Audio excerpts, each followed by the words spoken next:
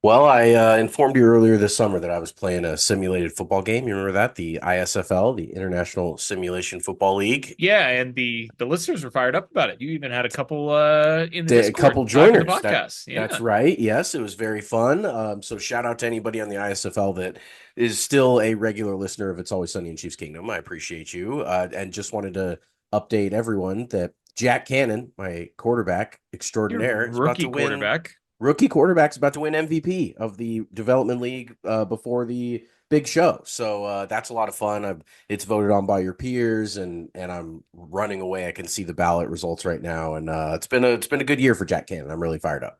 Now, how did Jack Cannon do in the playoffs? Well, he made it to the championship game, which the Oh, that's the good. Ultimini, which is Okay. fun. That's got a first round bye, won the division, got into the championship, and then didn't perform as well as I would have liked. Defense also had a really tough game, and we lost to the Portland Pythons. But the Norfolk Seawolves will live to fight another day, starting up in about 2 weeks when season 50 of the ISFL begins. Ow!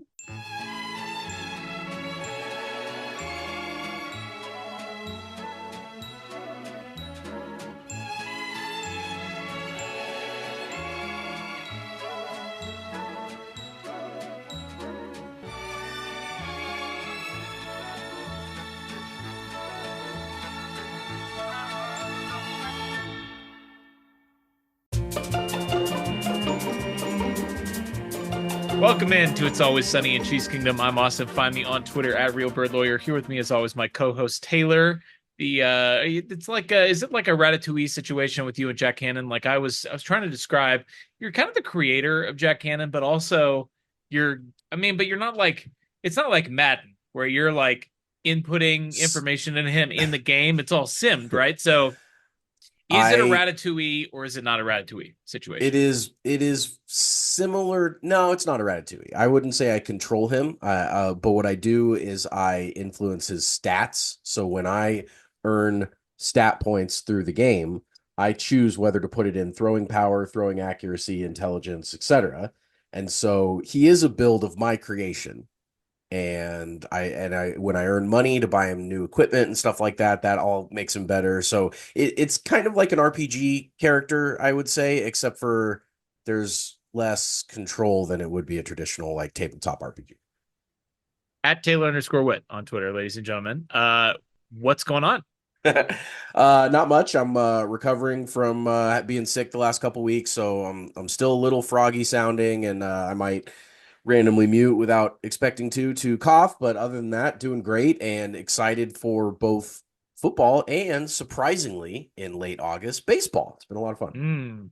Well, spoiler alert, we'll get to that. But do we have any updates on the listener fantasy leagues? We do have some updates. We have a draft. Got all the leagues are filled, so thank you for everyone reaching out and DMing me and getting all that settled in. So we were a couple spots short, but we no longer are. So our redraft league is drafting tomorrow night. We've got a cutthroat league that's drafting next week. We are ready for the new season, ready to plow. It's going to be a lot of fun, and we are going to have a lot of fun on tonight's show. We are brought to you by Fansided. Of course, it is Tuesday, August 27th, which is roster cut down day. So, news will be wholly dedicated to the news regarding that 53-man roster. And there is a lot of it. We've got trades, we've got extensions, we've got surprise cuts, some surprise makes on the roster as well. That's going to be great. And then we're joined by our friend, the one, the only Rany Jazayerli, who, of course, you know from his podcast on our dear Royals, the boys playing some ball. That's not the name of the podcast, but that is what he's talking about. And you said it. Hey, game out of first place in late August for a team that was 50 games under 500 1 year ago today. Pretty fun, exciting little time to be a Kansas City sports fan. Very crazy. And they're a game out, but right now they are leading Cleveland in a rain delay that will resume at 9:20. I was just informed by the Royals. So maybe by the time people are listening to this tomorrow, the Royals will be in first place in the AL Central. It's been a blast. They've been, their job is to get us through training camp or to training camp, really, is kind of the agreement that we have with Kansas City and the Royals is just get it to where by the time the Chiefs start up training camp, we've been thoroughly entertained for the spring, and they've blown past that in this fun 2024 season. It's going to be a lot of fun, and we will talk, I'm sure, a little bit with Rany about that. Of course, it'll be mostly about football, but stay tuned for that. But first,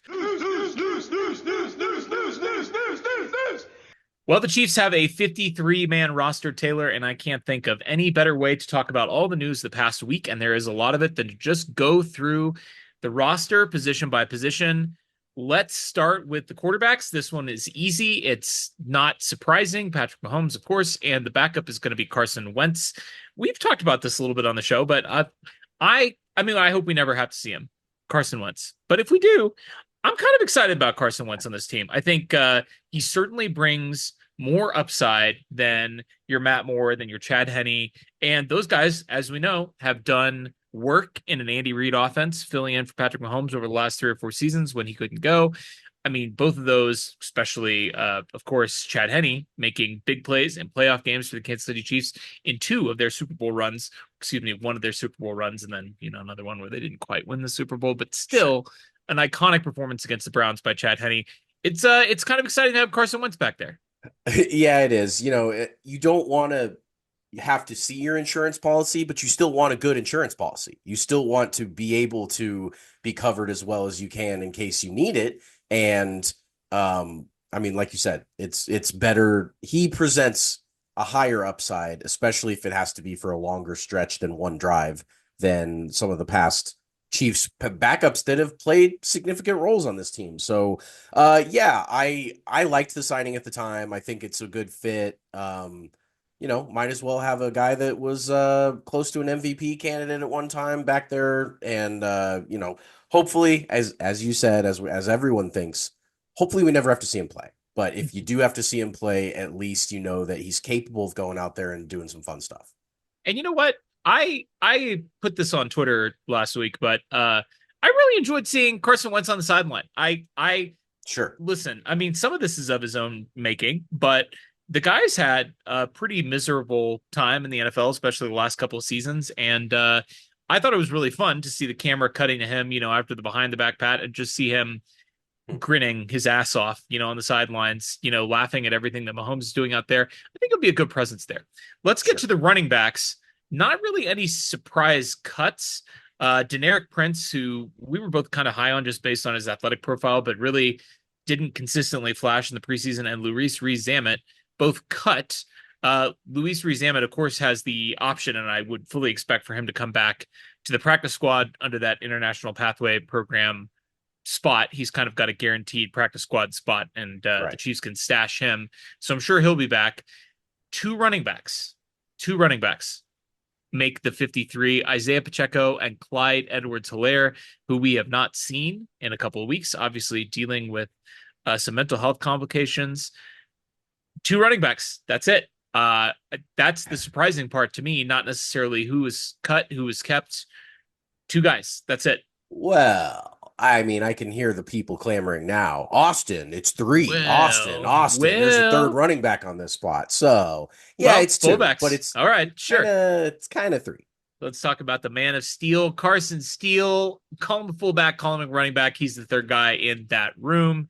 He is listed as a fullback, but I mean, come on. Yeah. And we've seen now not only him pop in the preseason, but there's been some buzz coming out of Chiefs land, that Chiefs Kingdom, I should probably say. That's really the fan base. You know what I mean? Some buzz coming out of the Chiefs camp that Carson Steele might end up getting quite a bit of goal line work. Like, he might be sort of your preferred option when you're in the red zone. And that is, I mean, frankly, scary for opponents of the Kansas City Chiefs. Like, we all know how physical Isaiah Pacheco is. And then imagine that he rotates out of the game in the red zone, and they bring in a guy who is arguably even more physical, who looks like Thor and runs like Thor. And, he's got the whole alligator thing. He's just, he's awesome. It's fun. It's fun. His aura is unmatched. I mean, he's got this just great story and great look and great performance so far. The vibes are at an all-time high with Carson Steele. And, I mean, again, it's 3 running backs. It's Pacheco, it's Clyde, and it's Steele. And I think that you're going to see, like you and I were talking off air earlier today about Jet McKinnon and how Right. much I missed his presence and I liked what he brought to the table and stuff. And like they played McKinnon at the fullback like slot quite a bit. Now Right. he's not a traditional fullback. He's not built like a brick shit house or anything like that. But like he would line up, split from the quarterback and block in there and do some fullbacky type of stuff. And so if you're not going to have Jet McKinnon, which the Chiefs don't this year, sadly, much to all of our chagrin, at least they're going to come in with a guy that presents more of a fun fullback role than like if this had been Deneric Prince, let's say, as the third running back instead of Carson Steele, which I think if we were to project the 53 back in June, that's kind of how we would have had it go. We would Yeah. have had Pacheco and Clyde, and then probably Prince or definitely Carson Steele came out of nowhere, which is a lot of fun. But point being that I don't know if I would have been excited at all about the third running back there. And in fact, I'm not excited about the second running back, Clyde Edwards-Helaire. So you might as well give me two running backs to be excited about. And that's definitely what the Chiefs have with Pacheco and Steele. I'm fired up about it. I'm also not going to rule out a Jet McKinnon reunion. He is currently unsigned. I just checked again just to see if there's been Hmm. any official news about his retirement. You would think that a guy that is unsigned, with a week to go before the actual game start, like if he wasn't planning to play, he probably would have told us. And to be honest with Mm-hmm. you, a guy that just won back-to-back Super Bowl rings, I mean, shoot, tell us on the podium if you're not intending to play again. So Yeah. I'm not certain that we've seen the last of Jet McKinnon. I think if the circumstances are right, like let's say, for instance, that for whatever reason, Clyde just can't go this year, like mental health, physical health, whatever it might be, I wouldn't rule out a reunion there. And we'll see if Deneric Prince makes it to the practice squad. Have to think that he probably will. There are some intriguing names out there too, but for right now, that's what we got: Pacheco, Clyde, and Carson Steele. Let's go to the wide receiver room. And let's start with the guys that made the cut, and then we could talk about the ones who did not. Hollywood Brown, of course. Rashee Rice, of course. Xavier Worthy, You got it. Yep. nailed it.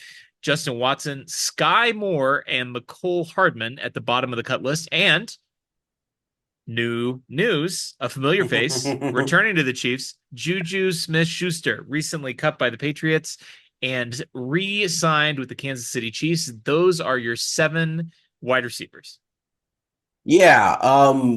You know, I'd like to say that this was a surprise, but it really wasn't. Now I would maybe the Juju reunion was a bit of a surprise. Although, as soon as the Patriots cut him loose, Right, I mean, right. you could throw a rock on Twitter and find somebody saying, "Oh, I bet the Chiefs bring him in." I mean, that was not a shock to see a reunion with a guy that performed very well in 2022. But the rest of the group is a lot of people that either deserve to be on the roster if they are on the roster, or don't deserve to be on the roster if they're not, or Sky Right, Moore. That's right. basically the three groups. Sure.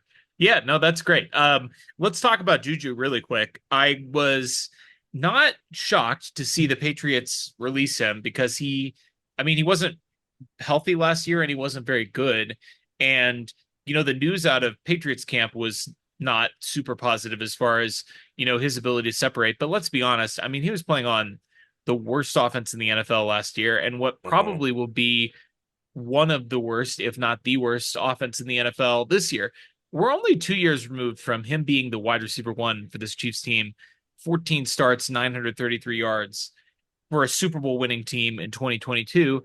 And I mean, you have to think that he's been out there, for a couple of days. The Patriots released him last week. The Chiefs had time to do their due diligence on his health. And obviously we heard when he signed with the Patriots that the Chiefs wanted him back, but they weren't willing with his knee to pay what the Patriots were going to pay. Well, now they're paying him the league minimum because he's still getting paid by the Patriots. But you have to think that they wouldn't give him a roster spot if they weren't at least somewhat convinced that he can contribute with his current level of health, right? Like, obviously, Yeah. it's not nearly as risky as it would have been to pay him the contract the Patriots did, but you have to think that the Chiefs feel at least somewhat confident about his level of health and for him to contribute. And gosh, I mean, for him to come in as like the wide receiver 4 at most, Uh-huh. when he was the wide receiver one for this team One 2 years ago. by a mile. I Yeah. mean, it's a good Yeah, situation to be in. it's much better situation for Juju and for the Chiefs for both parties. And the calculus there was, do we want to add Juju or do we want to keep one of the guy Kadarius Toney, Justin Ross, Nico Remigio, pick your poison there. But like the Chiefs clearly thought, okay, well at least we would rather have Juju in the building. We would rather Right. have him. Sure. He can line up. That was something that between Tony and Ross. Now Remigio, I think more just athletically didn't quite Right. cut it, but Sure. the other two guys were clearly not grasping the Chiefs system. They clearly Right. still had some issues with just the playbook and the mental side of it. I mean, at least from the outside looking in when And we were after watching the multiple years with the team, which right, by right. the way, Juju was here for a year. Yeah, and he was awesome. I mean, he's a smart and kid. and That they like think that's that Juju has a better, like, right. understands the playbook better I'm than sure two he guys that have does. been with the team for 2 seasons. So, Right, and I'm sure right. he does. He So, obviously, his play on the field mhm. demonstrated that he did. So, Yes, he did. And the health stuff is one thing. He had some horrible quarterback play in New England. I mean, you mentioned it that they were, one of the worst offenses, if not the worst offense in football. And not only can that wear on your box score production, but it can wear on you mentally. I mean, I having never been a professional football player before, like I'm sure that Juju's level of enthusiasm and of just his desire to go out there and perform on the Chiefs when they won the Super Bowl and Pat was MVP and the team was awesome and the stadium was rocking and versus what happened in New England. I'm sure he showed up there to training camp the first day and was like, "Oh, I maybe made a mistake for some dollars or whatever." But I mean the Chiefs let him go in 23. They could have brought him back and they decided not to. And now a year later for a lot less money, I like the reunion. I think it's cool. you mentioned obviously the three guys that probably were on the bubble or closest to making the roster who did not make the cut: Kadarius Toney, Justin Ross, Nico Remigio. It's still TBD whether any of these guys will be back. I think Remigio and Justin Ross, those guys at least have a chance to make it back to the practice squad. We'll see. I don't know if either of them was signed. If they have, I missed it. Kadarius Toney, according to Schefter and all the guys, Tom Pelissero, will have a market elsewhere, which is, I guess, not surprising given his pedigree. Former number one or former first round draft pick. He's had one good game in the NFL. It was not as a Kansas City Chief. It was as a Giant in his rookie year against the Cowboys, where he went off for 170 yards or whatever. But Right. I don't think any of these are necessarily surprises. I guess the the surprise aspect of this would be, Sky Moore making the team over maybe a guy like Justin Ross or Nico Remigio. I think we saw the writing was on the wall for Kadarius Toney and, McCole Hardman, who really did not contribute very much at all last year after coming back over in that trade from the Jets. But those are guys that, I mean, you mentioned it already. The Chiefs want guys that know where to line up. And it's Mhm. ironic given that Sky's only touchdown in the NFL, He he did. he did not he did not line up correctly. But Man. but it seems clear if you just kind of read between the lines, it seems clear that the Chiefs, and it's also ironic because McCole also has had some issues with maybe not where he lines up, but with how and where he runs his routes over the years. Yes. But Yes. if you read between the lines, it's clear that the Chiefs felt that those two guys were ahead of Tony and Ross. Maybe not Remigio, but you mentioned, he maybe doesn't bring quite as much athletically as those other guys do. I don't think any of this is really surprising, but here we are. Yeah, also just credit to Sky Moore. He did have one regular season touchdown after his Super Bowl touchdown. He scored that one in Jacksonville that nobody cares about. But certainly has had his issues with that. So that is a hilarious point by you that they still kept him around. He flashed a little bit on kick returning in this preseason, enough He to did. where He and did. and McCole Hardman was the best kick returner that the Chiefs had this preseason. He was awesome. So Which is I wild, which by the is way, wild. And given his I track guess if record. we're But if we're speaking about kick returners and we've already talked about running backs and wide receivers, we might as well mention also that Luis Rees-Zammit. Oh yeah, you did mention that because he probably has a practice squad spot from. But that group there, I don't think there's really much of a surprise. I think the best players made the rosters, and that's what you want as the two-time defending Super Bowl champs. You want this cut down day. The guys that leave,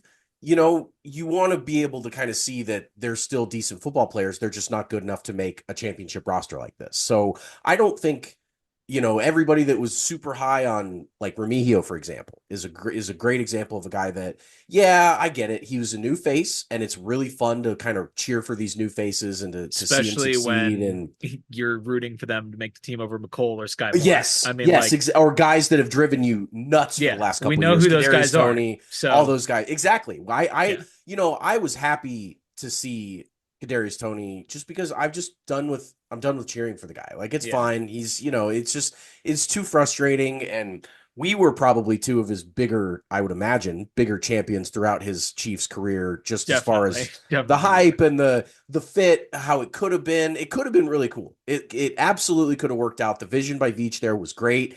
Of course, Tony didn't live up to it, but like that twitchy kind of high athleticism guy, like you want to put guys out there and see if they can cut it or not, and he couldn't. So credit to them for not sticking with him longer than they had to. And I think these seven guys that are on the wide receiver room, I think they can go out there and really play.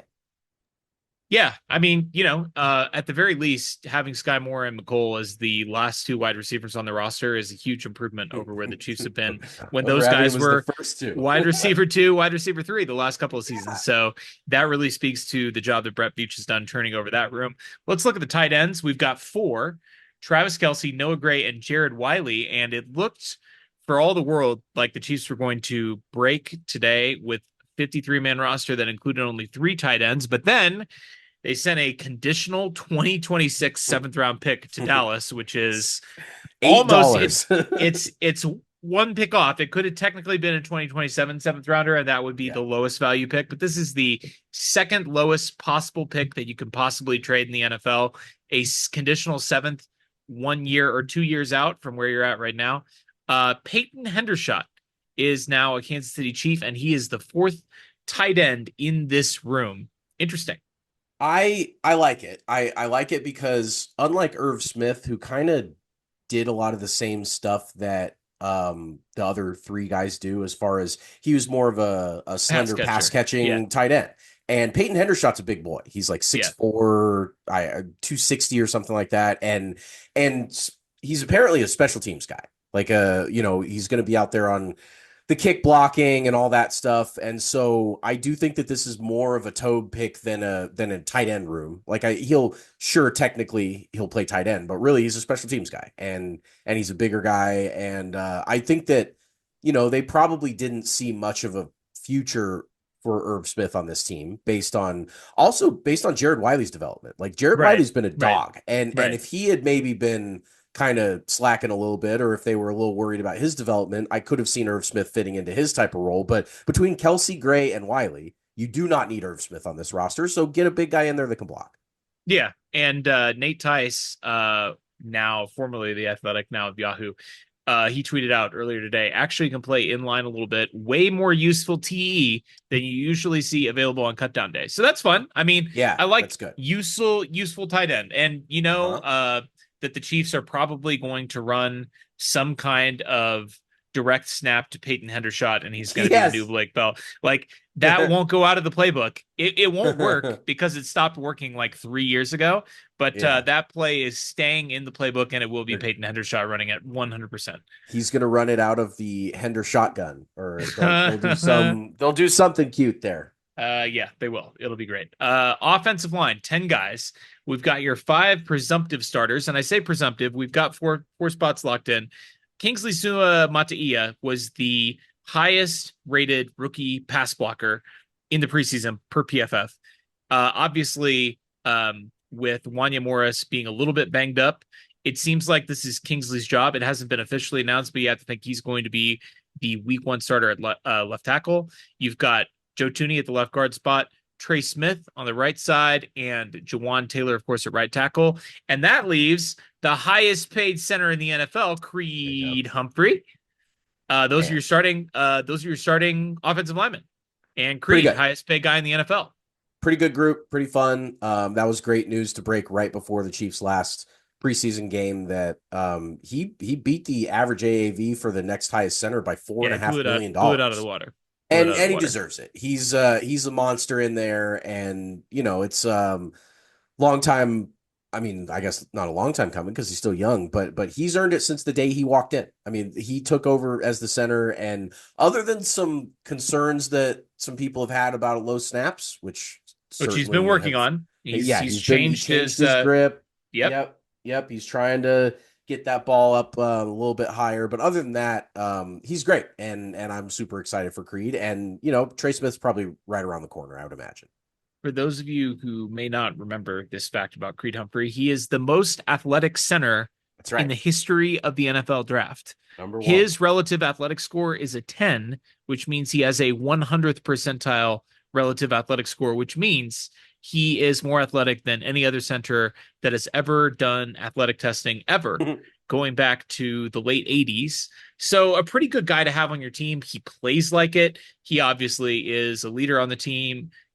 Other than the intermittent snap issues, which you pointed out, and he's obviously is trying to fix, and we saw some improvement on, I thought, in the limited action we saw him in the preseason. He's been rock solid and richly deserved contract for him.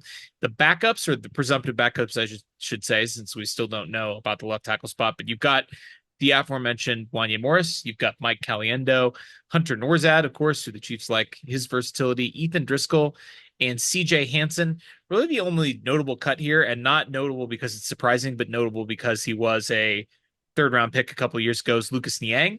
But Mhm. those are your 10 offensive linemen. That's kind of right around where the Chiefs want to be. 10 guys. You've got 5 starters. You've got 5 backups. You've got your swing tackles. You've got your do it all interior guy in Norzad. They think he can fit that role, and you've got your rotational pieces. So pretty solid group there. Yeah, Veach is really he's covered himself. He's, I mean, this is a group that would stand up against any of the offensive line groups that have been here in the Andy Reid era, I would say, as far as their ceiling, their depth, their athletic skills. I mean, they've got it all. I'm really pretty fired up about this offensive line in general. Yeah. So let's kick it over to the defense. We've got the defensive tackle room, 4 guys. Chris Jones, obviously. You've got Turk Wharton, excuse me, Derek Nottie, and Mike Pinnell. Any surprises here? Not really. I mean, these are all familiar faces. All these guys have spent time with the organization. They've all, had relative success. And other than Chris Jones, they're three guys that, aren't going to jump off the page at you. But Nadi's been around the block now for a while, and Pinnell was a Super Bowl hero.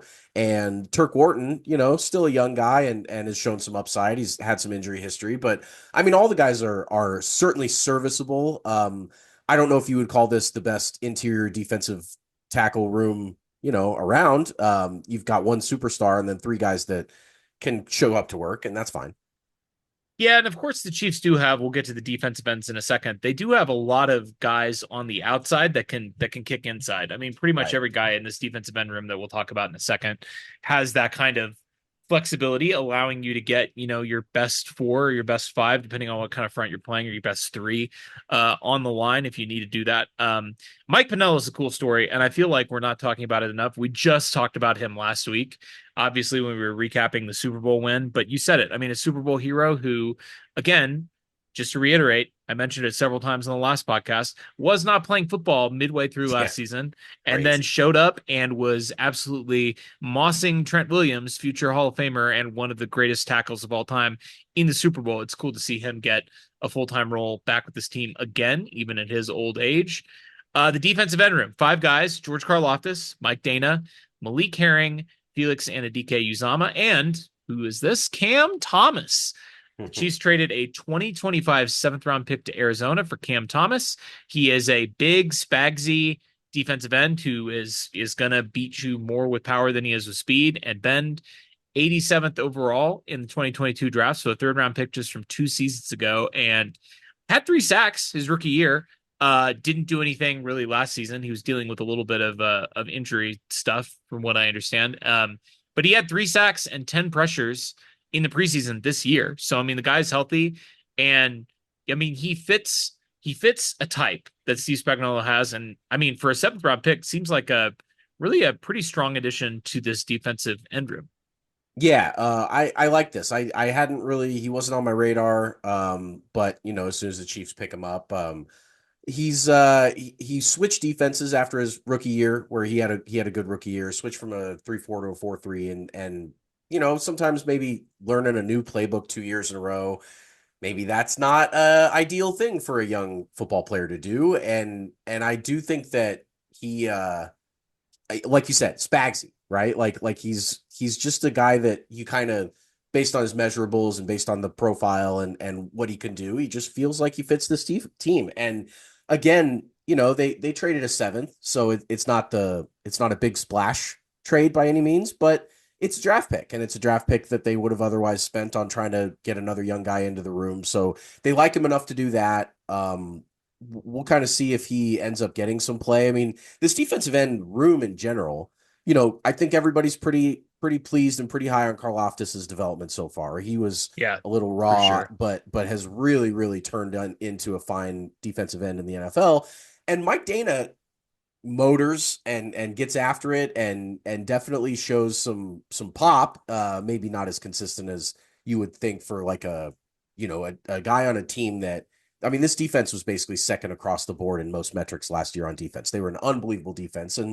And other than him though, you've got really, I mean, Herring and FAU aren't popping off the page at anything, which means Cam Thomas has a chance to show up and show out and become a defensive end that this team might be able to play in some important spots. I'm looking forward to his development. Yeah, and you mentioned, I mean, the high motor thing. That's the other thing that everybody says about Cam Thomas is that he never, I mean, like he's very active on the defensive end spot. I mean, he's always going. And Yeah.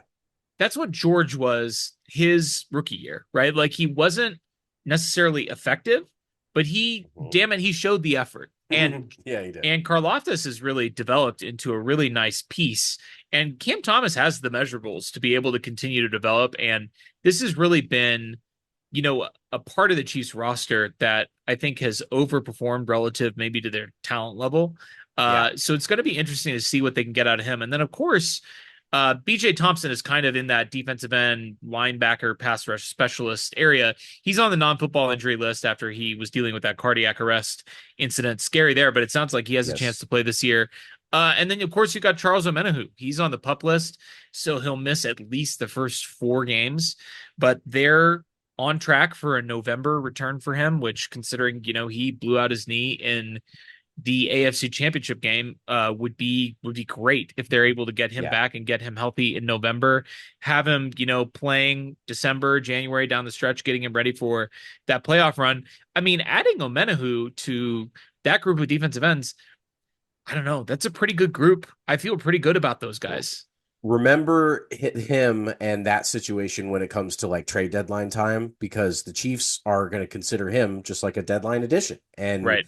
he's going to be hungry. He missed out on his chance to play in the Super Bowl, which has got to be, I know the team won, and I'm sure he's happy about that and all that stuff, but he's definitely going to have his own chip on his own shoulder. He's going to be one of the few guys in this room that doesn't have a Super Bowl. I mean, Right. anybody that has been around for a little bit had played in and won a Super Bowl, and so Amenahu's going to be jacked up and he's going to be ready to roll. And when he was playing, he was awesome. Even before his injury, he had the strip sack on Lamar in the AFC title game and all the other big plays that we saw him get. So I'm frankly, I think that him coming in fresh at a time of the year where everyone else is going to be a little cold and a little worn down and all that stuff, that's going to provide some juice in that room. And I think it's going to work out really well for the Chiefs.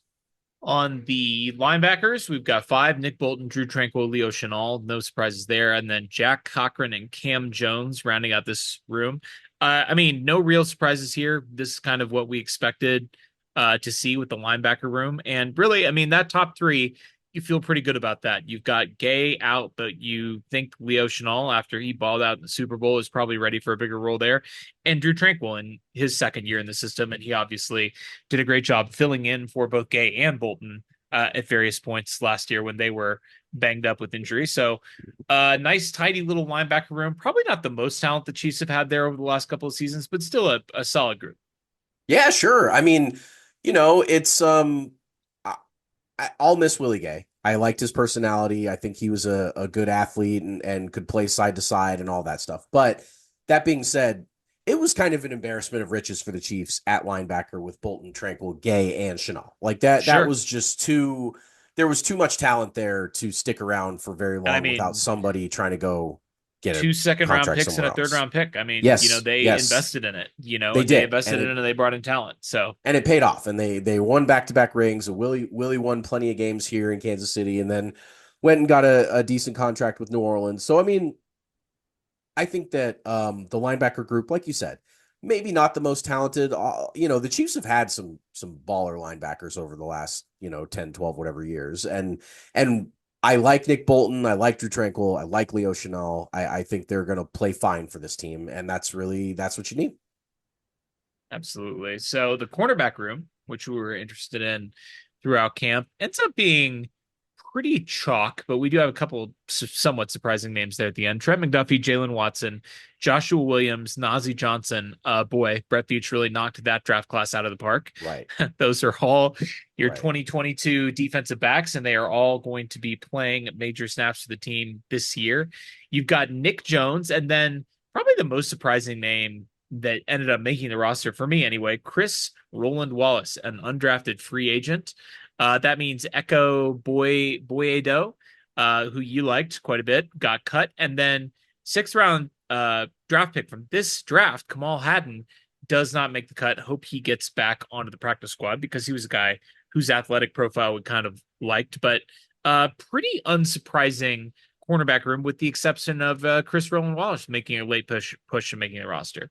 Yeah, Roland Wallace is a guy that played both corner and safety at I think he was a USC guy and was an undrafted free agent, but had a great played out of the slot a lot in the preseason and had a great performance and really was always at the top of the list of like guys that were notable for the lower depth chart guys after all these games. Like it was a nice preseason for him and he deserved the roster spot. So congrats to him. I mean, you nailed it about the 2022 class. What more can you say about McDuffie, Watson, Williams, and Johnson? That is your top four cornerbacks on the roster.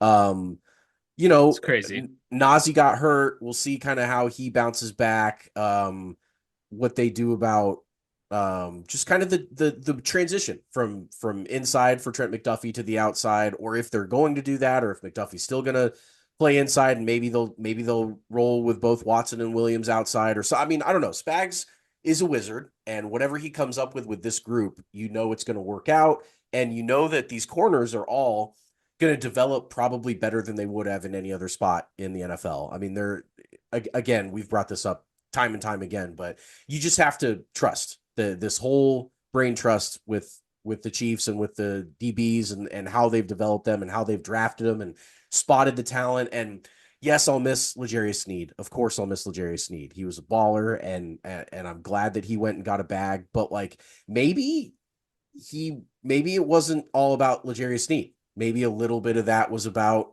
the system and the coaches and Spags and just the scenario that they put all these cornerbacks in to succeed. And we'll see how this room develops as the year goes on. But yeah, I think it's a pretty, like you said, kind of chalky cornerback room for the most part. Now, of course, the Chiefs have always given their cornerbacks a lot of help, and the safety room is exactly as we expected. But the four guys that made the roster: Justin Reed, Brian Cook, Jamari Connor, and Jaden Hicks, obviously their fourth rounder this year. Dion Bush cut. Probably will see him back on the practice squad. A little bit of a bummer because he's a fun personality. Yeah, We all yeah. remember his introduction to Twitter. Chiefs Kingdom a couple of years ago when Tyreek Hill was traded, and That was great. he posted the GIF, The Homer slinking backing back, into the yeah, yeah. slinking back into the bushes. But this is, I mean, I don't know if I'm qualified to make this pronouncement because I have not studied every safety room in the league, but I have to think that this is one of the best safety rooms in the NFL. That's some of that's projecting, obviously, what we expect Jaden Hicks to be and what we think Chamari Connor can be. He's been a little bit up and down in the preseason, Mhm. and we've heard sort of some mixed reviews from him out of camp this year, but he did a good job last year. And you've got, Brian Cook and Justin Reed, when those two guys are healthy and playing at the top of their game, are both excellent options. And if Jaden Yeah. Hicks is anything close to what he's shown in practice and in the preseason. I mean, again, you have to think that is there a top 10 guy in this room? Maybe not, but like this is a really deep, strong safety room across the board. Yeah, I love the safeties. I think they're one of the strongest rooms outside of quarterback, maybe on the roster. It's just very exciting ball players, explosive. You've got guys that are versatile. You've got Spags loves to do the multiple safety looks, the three safety looks, rotate them around, bring them up, do fun stuff with them, and all these guys fit that bill. I think this is probably the room on the defense that they that can most unlock the potential of the defense. I think if this team is playing well on defense, you're probably going to look at the safeties first as the reason why. And you've got coverage guys, you've got thumpers, you've got ball hawks.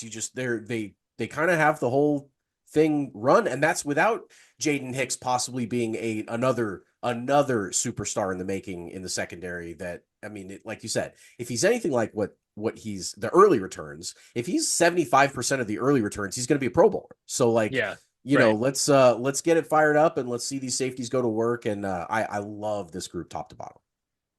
Yeah, I think it's going to be really an exciting one, a fun one. And that leaves us with the last three spots on the roster, the specialists. Harrison Butker, the kicker, not a surprise after obviously the Chiefs made him the highest paid kicker in the NFL. Matt Ariza, the punt god at punter. And then, of course, the longest tenured Chief on the roster. I guess he's tied actually with Travis Kelce, but Yeah, right. James Winchester will be back as the long snapper. He got dinged up in the preseason. So it's good to see that Noah he Gray had to is. snap for him. Yeah, exactly. It's good to see that Winchester is feeling good for week one.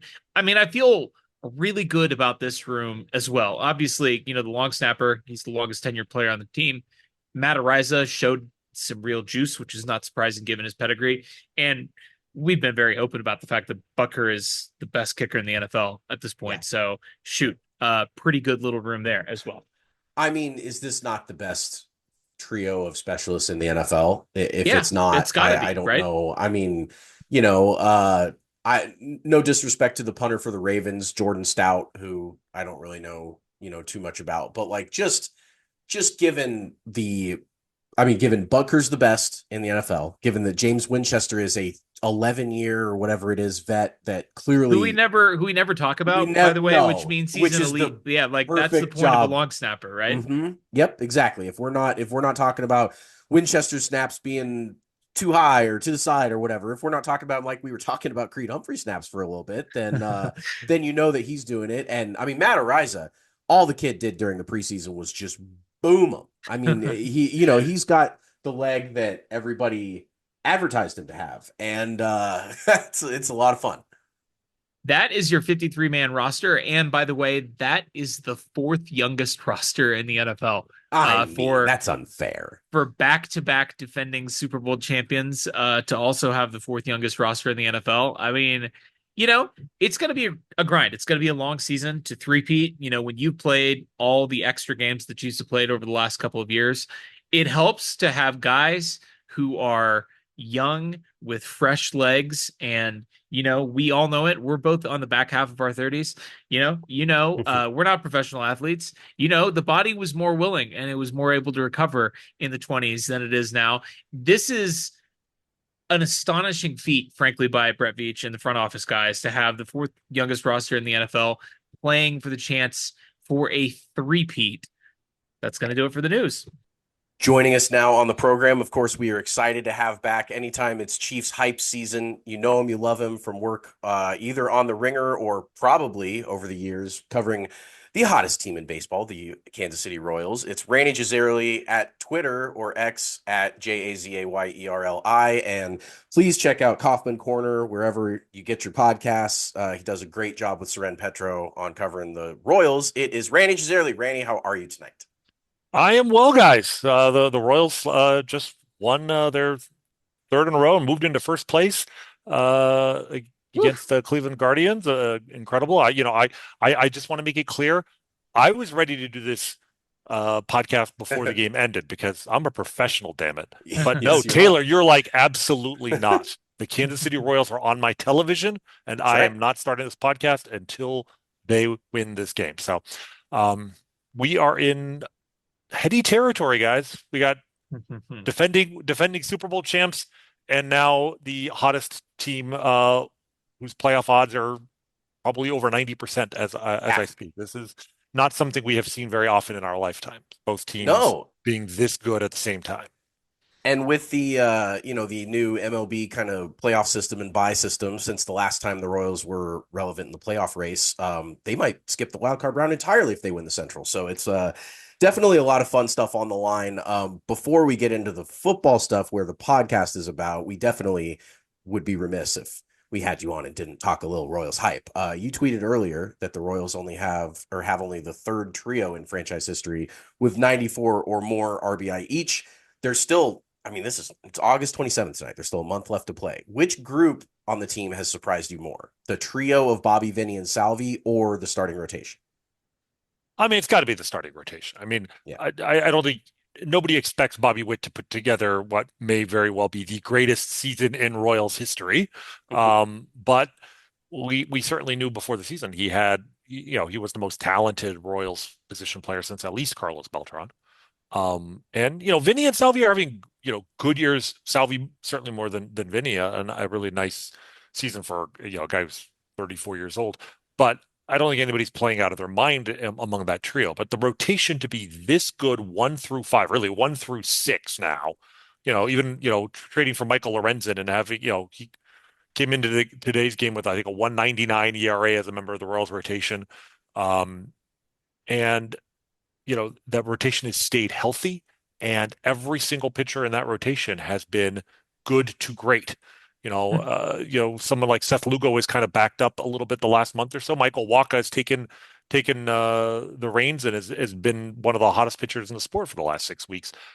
This is, I mean, maybe the best rotation in the sport. I probably put Seattle's ahead of it, but certainly top three. Yeah. And let's not forget, 2 years ago, the Royals had, statistically speaking, not just the worst pitching staff in the American League, but you could make a case no team had been that bad in every pitching category in terms of they Oh, were dead no. last in the league in strikeouts, dead last in walks, dead last in homers, dead last in hits, dead last in runs. Mm. No team had done that since the 2006 Royals, I was gonna which is the say it team. sounds like an early 2000s Royals team. I mean, but Mhm. the 2006 and 2022 Royals are the only two American League teams to finish last in each of those categories in the last 60 years. That's crazy. All right. And the season ended. The plane hadn't cooled down yet that brought them back to Kansas City, and JJ Picola had fired Mike Matheny and more importantly, Cal Eldred, the pitching coach. Mhm. Um, see if this sounds familiar. A Kansas City sports team gets rid of the guy in charge of keeping the other team from scoring, hires a new guy in charge of that part of the team, and quickly things turn around. Rany, you're so Um, good at this. well, I That's mean, such a good comparison. there's a reason I've been calling Brian Sweeney baseball spags for the last 6 months. Hmm. Because, in some ways, this turnaround may be more miraculous. I mean, last year the team was still, I think, second to last in runs allowed. It was still a very bad pitching staff overall, but there were glimmers of hope. They traded for Cole Reagans mid-season, quadruple A guy who couldn't really stick in the Rangers bullpen. Taught him a new pitch in Omaha, comes back a month later and is immediately the best starting pitcher, maybe in the American League the last 2 months of the season, and is, I would call him definitely a top 10 and maybe top 5 starter in all of baseball this year. Yeah. So, there were glimmers last year, but what we're seeing here with, Seth Lugo being already one of the best free agent signings in Royals history. Michael Wacha being very, very good, although Yeah. I mean, he has a player option for next year, but he may be gone after the season. But if so, what a year. And then Cole Reagans proving that last year was not a fluke, which, it didn't look like a fluke, but lots of guys have a great 2 month stretch. I mean, Ryan O'Hearn was like an MVP candidate as a rookie for 2 months and didn't hit again as a Royal for 4 years. So Cole Reagan's, actually turning into a legitimate ace. That's huge. Brady Singer bouncing back and is being a quality number 3 starter. And then even Yeah. Alec Marsh, who, was had great stuff in the minor leagues, but the numbers never matched his skill set. wasn't good as a rookie last year, and has been, you know, pretty comp. He's been up and down, but overall has been pretty much an average starting pitcher as the number five guy for much of the year. And they sent him down anyway because they traded for Michael Lorenzen on a bet that he would be better than he had been when he had been pitching for I believe it was the Rangers they got him from. And sure Yeah. enough, he's been excellent. Now they have six starting pitchers. They have enough starting pitching depth that they moved Daniel Lynch. They brought him up to be in the bullpen, and he threw three shutout innings yesterday and looked good doing so. I mean, this is like one of the deeper pitching staffs in all of baseball, not just the best rotation, but adding, Lucas Erceg has just completely changed the complexion of the bullpen. They've got both Chris Bubich and Daniel Lynch, who were, the part of that 2018 draft class where they drafted five college starting pitchers with their first five picks. And it was controversial then, and it's probably still controversial, but and now it looks like they have Brady Singer and then two Hmm. guys who aren't in the rotation right now, but could be absolute weapons out of the bullpen as left-handers in September and then into the postseason. It's a good pitching staff up and down. Maybe the Royals' best rotation 1 through 5 since the 1985 Royals, who won the World Series. Hmm. It's really just an incredible job done by the front office to put together a pitching staff from nothing, from less than nothing in the span of 2 years.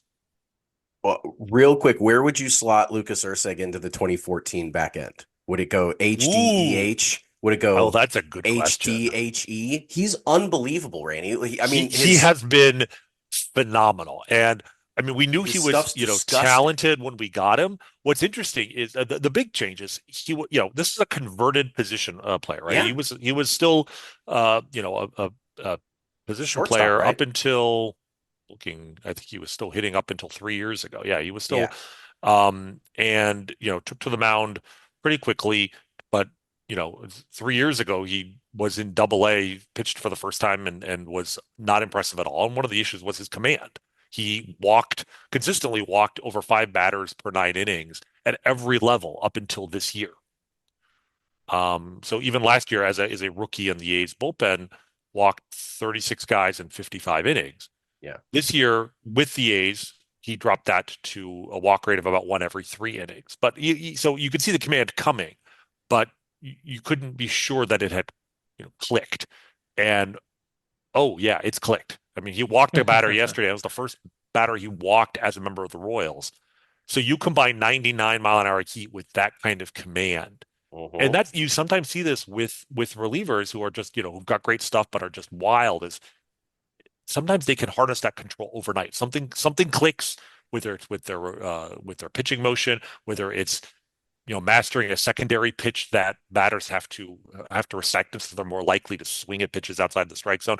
Whatever it is, sometimes they just start throwing strikes, and it really looks like that's happened for him. And the Royals really got him just before he went, you know, nuclear. I mean, his trade value now is so much higher than it was when they got him. So, Yeah, um, I would, man. yeah. Where do I you put mean, him? Was he better where do I put than him? I mean, purely Herrera? from an experience perspective, right? You almost Yeah. like, he'd only been in the major leagues just over a year. Like he'd have to earn that spot to move ahead of Holland and Davis and Herrera. But Yeah. at least on talent, I think he goes that he pitches after Herrera. I mean, Yeah. I mean, that would be clearly the greatest bullpen in the history of baseball. I mean, HDH is already has It that pretty much case. was. Yeah, right. It already was. I don't. Right. I mean, I'm glad that we saved him for the 2024 team because this team needs him a Hmm. hell of a lot more than that 2014 team did. Yes, they Yeah, sent him no forward joke. in time. Thank God. Well, Chiefs fans, you can tune back in. We, of course, are still super hyped on the Royals, but we are a Chiefs pod. So, Randy, we're going to move on to some three-peat talk. Of course, one of our favorite discussions and something that big picture wise, that's always been kind of one of our favorite things to talk about. So, what I'm going to do first, before we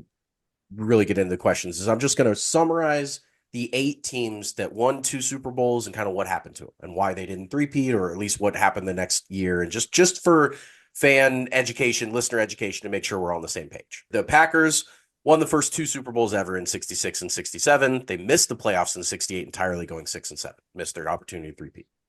The Dolphins lost the Super Bowl in 71, then went back to back in 72 and 73. So one of the best 3 year stretches ever with 2 wins and a loss. And of course, that included an undefeated 72 season. So the Dolphins, that stretch is an all timer. They then go 11-3 in 1974. Look like they're right on the way, but they lose the divisional round on that sea of hands play where their Raiders are thrown into triple coverage with 20 seconds left, and somehow Raiders end up with it and not the Dolphins, and they beat them by 2 and end up dethroning one of the greatest runs in NFL history. And then the 70 Steelers, they had 2 shots at three-peating. They went back to back in 74 and 75, and then they got back to the title game in 76, but they lost badly to the Raiders, the killers of back-to-back Super Bowl teams. They lost to them 24-7 in the playoffs in the conference title game. And then they win 2 more in 78 and 79. But in 80, their steel curtain defense was completely old, dropped way off in their effectiveness. They gave up a bunch of points. They went 9-7, missed the playoffs entirely, so they didn't three-peat either time. Then you have to fast forward about 10 years to the late 80s. San Francisco won it in 88 and 89, but in 90, they lost 15-13 to a team that kicked 5 field goals in the NFC Championship game, the Giants. San Francisco beat the Giants earlier that year 7-3. So I guess when these 2 teams matched up, nobody ever scored any points. But then Joe Montana was knocked out of that game with 10 minutes to go, and Roger Craig fumbled the ball with 2 minutes to go. The Giants kicked the game winner and stopped their opportunity to three-peat there. Then you go to the 90s. Dallas won back-to-back titles over the Bills, both in 92 and 93. And then in 94, they matched up for the 3rd year in a row with the Niners in the NFC title game. Niners finally got them that time after losing the 2 previous, so they couldn't three-peat there. Dallas did go on to win the Super Bowl again in 95. So they went Super Bowl win, conference title loss, Super Bowl win. So probably the best 4-year stretch in NFL history. And then I guess there was a team in the late 90s that won back to back, but nobody really cares about that team or anything that they What did they accomplished. do? Well, apparently, What I did think they what do after happened there that? is they lost Well, the most perfectly mediocre quarterback in yes, NFL history, retired. exactly And that right. was enough to And tip them over into. they That's missed the exactly playoffs what it entirely is. after Yeah. that. So they their run doesn't matter. And then the last run before the Chiefs, New England, they had their 03 and 04 back to back after winning in 01, but then in 05 they went 10-6 and a division round loss by 2 touchdowns, and so didn't even really come close to a three-peat there. So Austin, you've got the other teams and just kind of who has three-peated from the other sports. We just want to summarize that real quick too. Yeah, I mean, we got to throw it out there, Rany, because obviously none of those NFL teams did it, but you do have 4 teams in baseball that did it. 3 of them, as I'm sure you are aware, were the Yankees, the 36-39 Yankees with the 4-peat, the 49-53 Yankees with the 5-peat. Then you got the A's in there, 72-74, and then one team to do it in the wild card era. Of course, it was the Yankees, 98-2000, and that, of course, was the only team to do it really in the eras in baseball a little bit harder to find than the NFL with the Super Bowl era, but you have the Yankees outspending God and Jesus Christ in the 90s, were able to get it done. You have 5 in the NBA, and obviously 2 of those were Michael Jordan's Bulls, with, the gear that he took off, or, maybe he was suspended for gambling. Who knows? Conspiracies, whatever. We don't pay them any mind. You have the Celtics who 8-peated, but of course, there were only 8 NBA teams Right. in People forget 1959. that. And by the Yeah. end of that run, there were only 10 NBA teams. You had the Minneapolis Lakers in the early 50s. So you got the Lakers, and that's really the most recent American sports team in any of the major sports to do it. The 2000-2002 Lakers did it. And I don't know if you watch hockey at all, but there actually have been 5 hockey teams to 3 or more peat. The Maple Leafs have done it 2 times. The Canadians have done it 2 times, including a 5-peat and a 4-peat. And then the Islanders are the most recent NHL team to do it, 80-83. They did a 4-peat in the NHL. But of course, none of those teams are really comparable to what we're dealing with here, 2024, the Chiefs in the NFL going for the 3-peat. And so let's kick it off here after that little history lesson. Why is it so damn hard to 3-peat in the NFL, Rany? Why can't a team just 3-peat? Why haven't we ever seen it happen? Okay, we got a lot to discuss right there. This you throw a lot of stuff out there. Let's go over this. So first thing is when you compare football to other sports, what struck me about so much of what you said there, like, let's take baseball as an example, right? You take the 36 to 39 Yankees, the 49 to 53 Yankees. Setting aside, this is an era before, um, things like free agency and Free salary agency, caps, and sure, it right, just yeah, kind of there free and fair competition in the sense where there was no draft, et cetera, right? You say what you want about um, the fairness of forcing a kid signing with a team like right out of high school or college to be committed to that team for you know potentially a decade or more of his life. But from a pure competitive standpoint, it makes for more parity, which means less dynasties, right? So, but the other thing is there was only one playoff round, the right. World Series. The 72 to 74 A's, there were two playoff rounds. And that 72 to 74 A's team, to me, it is kind of it's probably the most overrated dynasty. It's certainly in baseball history, in the sense that if you look at the records of the 72 74 A's, they weren't very good teams. They won like 90 to 95. I don't think maybe they won 100 in there one time, but I don't even think they got to 100 wins. And then in the playoffs, I mean, they most of those rounds, I mean, they won two of the three World Series they won, went 7 games, and I think a bunch of the um LCS rounds were 5 gamers. Like they were squeaking by every year. Yeah. So in 72 and 73, both their league championship series and World Series went the full 5 and 7 games. They won three Crazy. games to two and 4 games to 3.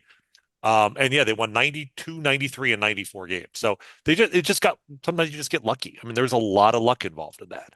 But the more playoff rounds there are, the harder it is to luck your way into a dynasty, right? Sure. And that leaves really the one dynasty in at least in baseball in a three playoff round era, which was the 98 to uh, to 2000 Yankees. And that came right at the beginning of the wild card era. 1995 was the first year where there were 8 playoff teams instead of 4. And, they already won the World Series in 96. And then in 98, they won 100 and what was it, 116 games. Right. Um, Something and insane. some 114, I think it was. Yeah, 114. But then like went like 12-2 in the playoffs. You know, Even in retrospect, we look back at that as maybe the greatest baseball team ever. Um, and it looked like, well, if you're just dominant enough, the fact that there are 3 playoff rounds doesn't matter. You can be good enough to guarantee a championship. And in retrospect, a quarter century later, it looks like actually no. They probably, I don't want to use the word luck too frivolously, but what they did is not necessarily repeatable. Just because you have a truly great team does not mean that you can win 3 playoff rounds, some of those being best of 5 rounds, um, consistently, because there have been a lot of great teams. I mean, it was one year later, the 2001 Mariners won 116 games, Right. broke the 98 Yankees record for wins in a season, and lost to the Yankees before they even got to the World Series. And to this day, the Right. Mariners are the one baseball team that has not made it to the World Series. A lot of dominant teams in baseball have failed to move forward. But the reason for that nowadays is there are 3 rounds, now potentially even 4. But even if you're a great team, even if you won 110 games, you're going to be playing 3 playoff rounds to win a championship. There's just a lot of luck involved in that. And yeah, you could do it one year, maybe 2, but 3 in a row is extremely difficult. Um, I think that applies as well in basketball. I mean, you mentioned how, yeah, the Celtics won 8 in a row. It was 8 teams. And I think there were 2 playoff rounds, but like, generally there's 8 teams and you're the best team in the regular season. You're playing the fourth place team in the first playoff round, which is to say a team that's barely 500. Right. It's really almost a completely different sport. And so again, the Lakers uh, run from 2000 to 2002 is really the one real a dynasty, I would say, in an era where they were playing not just 3, but 4 playoff rounds. And that's in a sport where the better team usually wins. Right? There's the two Right. main factors to determine the likelihood of the best team in a particular season being the champion in that season. The two factors are how many rounds do they have to go through in the playoffs? So how many opportunities are there for them to be knocked off by a team on a hot streak? And then how likely is it that the better team wins in that sport? And that is something inherent to each sport. Baseball is, I think, famous for the fact that it is the sport where even the worst team can beat the best team on any given day because the pitching matchup is so important. And just because, the best teams in baseball win two-thirds of their games, whereas the best teams in basketball might win 75% of their games, the best teams in football might win 85 or 90% of their games.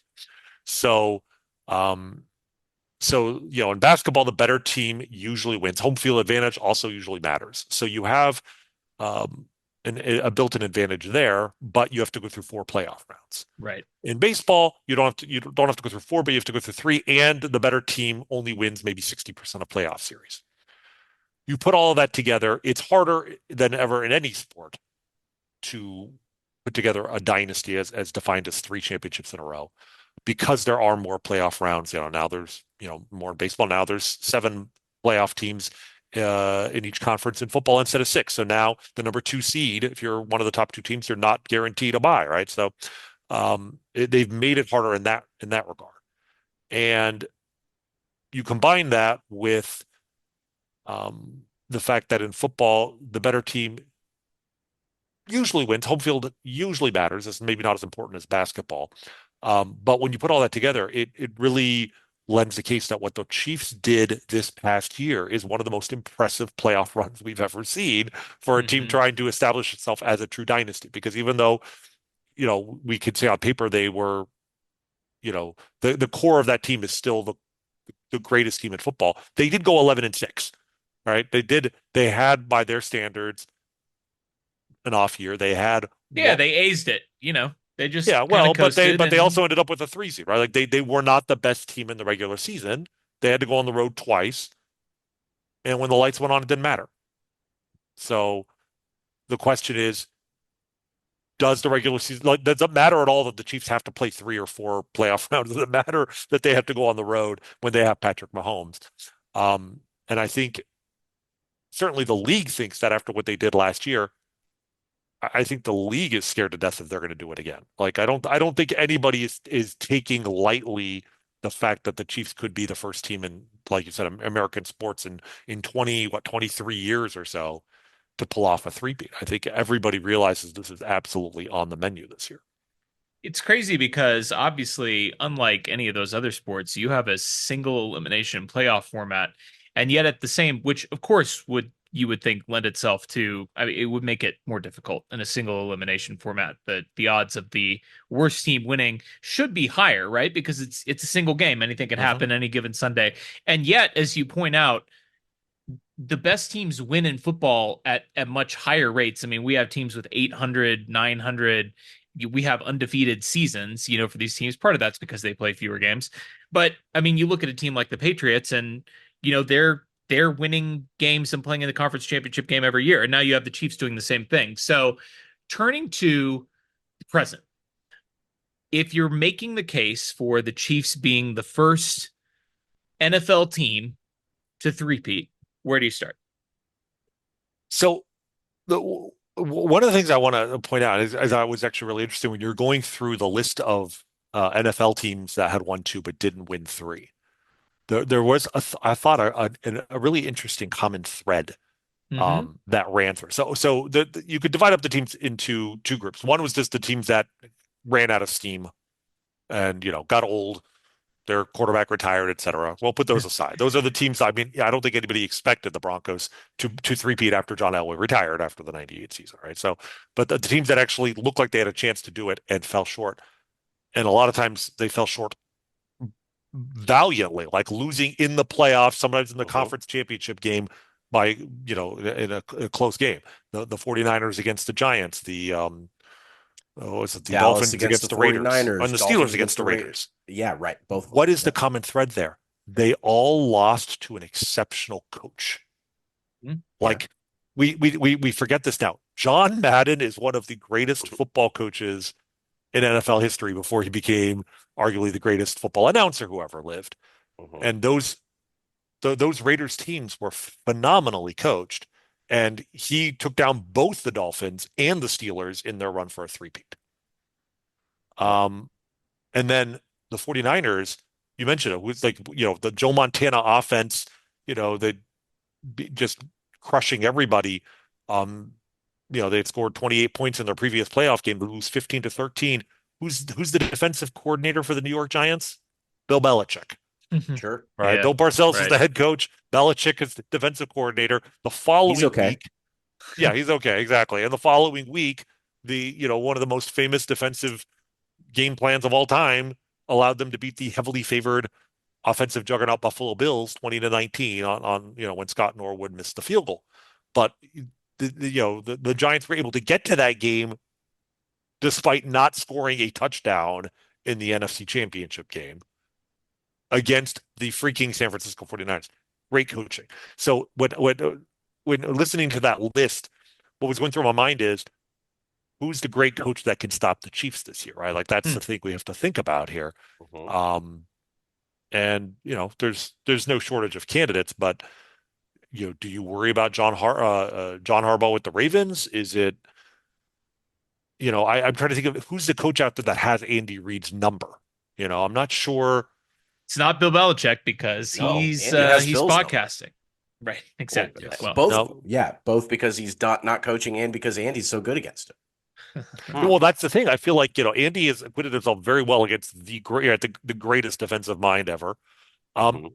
I mean, I mentioned John Harbaugh just because the Ravens, we're playing them and obviously in week one, but we just played them in the playoffs in their stadium, with them being the number one seed. And Beat him. it's not just that we beat them, but we beat them with the game plan that we put together. Like we beat them exactly the way the Chiefs wanted that game to go. So I don't know if I don't know if I can see that team in the AFC. Sean McVay with the Rams, I could see that being, a guy who, you look back 20 years from now at the team that kept the Chiefs from winning, from a three-peat, and who's that great coach? It could be Sean McVay, but I'm not sure the Rams even get there. And the Niners, obviously, we beat yeah, them twice in the it's Super Bowl, not so Kyle Sure. Shanahan. it's not Kyle No. Shanahan. Like the guys that on paper you'd say, yeah, this is a great coach capable of doing great things, and yet those are the guys that Andy Reid has already proven he can beat in the playoffs. So Maybe it's your guy. Maybe it's Jim Harbaugh. Joe, let's. I mean, don't scare me there. I don't think the Chargers are quite. I'd be a little more worried if this was his second year there. I don't. Yeah. I don't think that he can take a 5-12 team to a team that's going to knock the Chiefs off in the playoffs in his first year. And God forbid if that happens, man, we are not going to live that one down. Um, but if you want me to put together a case for why the Chiefs can do it, maybe it's because I don't know that there's a coach out there that scares me that you know, like those other teams, like the Dolphins were still a championship caliber team in, was it 73? Sure. And Yeah. the Steelers were obviously a championship caliber team because they would end up going to win two more, 2 years later. What it took a Hall of Fame caliber coaching effort to derail them. Hmm. And so the argument is, I'm not sure I see a Hall of Fame caliber coaching effort out there capable of stopping an Andy Reid coached, Patrick Mahomes helmed team come playoff time. Because ultimately, this is all about what happens in the playoffs. I don't think we're really, you know, too concerned that the Chiefs are going to miss the playoffs. So it's really about those 3 or 4 playoff games. Can they be outplayed or outcoached? Yes, it could happen, but the times that they have lost in the Patrick Mahomes era, it was Bill Belichick, shutting down Patrick Mahomes in just a second playoff game in the first half and, weathering a 31-point assault in the second half and then winning the coin flip. It's a game where, you know, the entire offensive Potholes. line got hurt before the game. Oh yeah. Yeah. And then a game where the Chiefs had an 18-point lead at halftime and then just beat themselves. Right. Right. I don't, the only coaching effort that really you tip the hat to the opposing coach was that first matchup with Belichick. And again, Patrick Mahomes was in his second game, second playoff game. I don't think that happens. Now I think Patrick has seen absolutely everything that defenses can throw at him. He's beaten, when they've taken away the deep ball, he's beaten them when they've taken away the short ball. He's got weapons now at every level of the offense, once Hollywood Brown gets back. So if this team stays healthy, right, that's to me the number one concern. It's a cliche, but it's absolutely true. This team has incredible frontline talent. The depth is a little bit lacking. Sure. I mean, we just saw them today make two trades of like, seventh round picks to pick up some talent to add to the 53-man roster. And this is, Brett Veach just being savvy and always looking to add talent, but at the same time, like I'm not sure they on the last day of cut downs, they trade even a seventh round pick for a guy that another team is going to release if they felt really good about the quality of their backup players.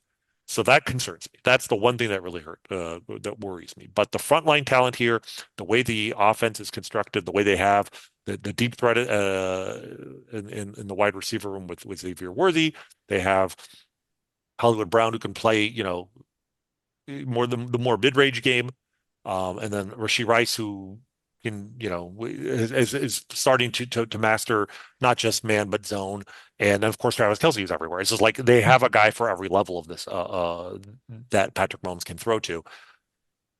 I feel really good about this team. I don't know what to tell you.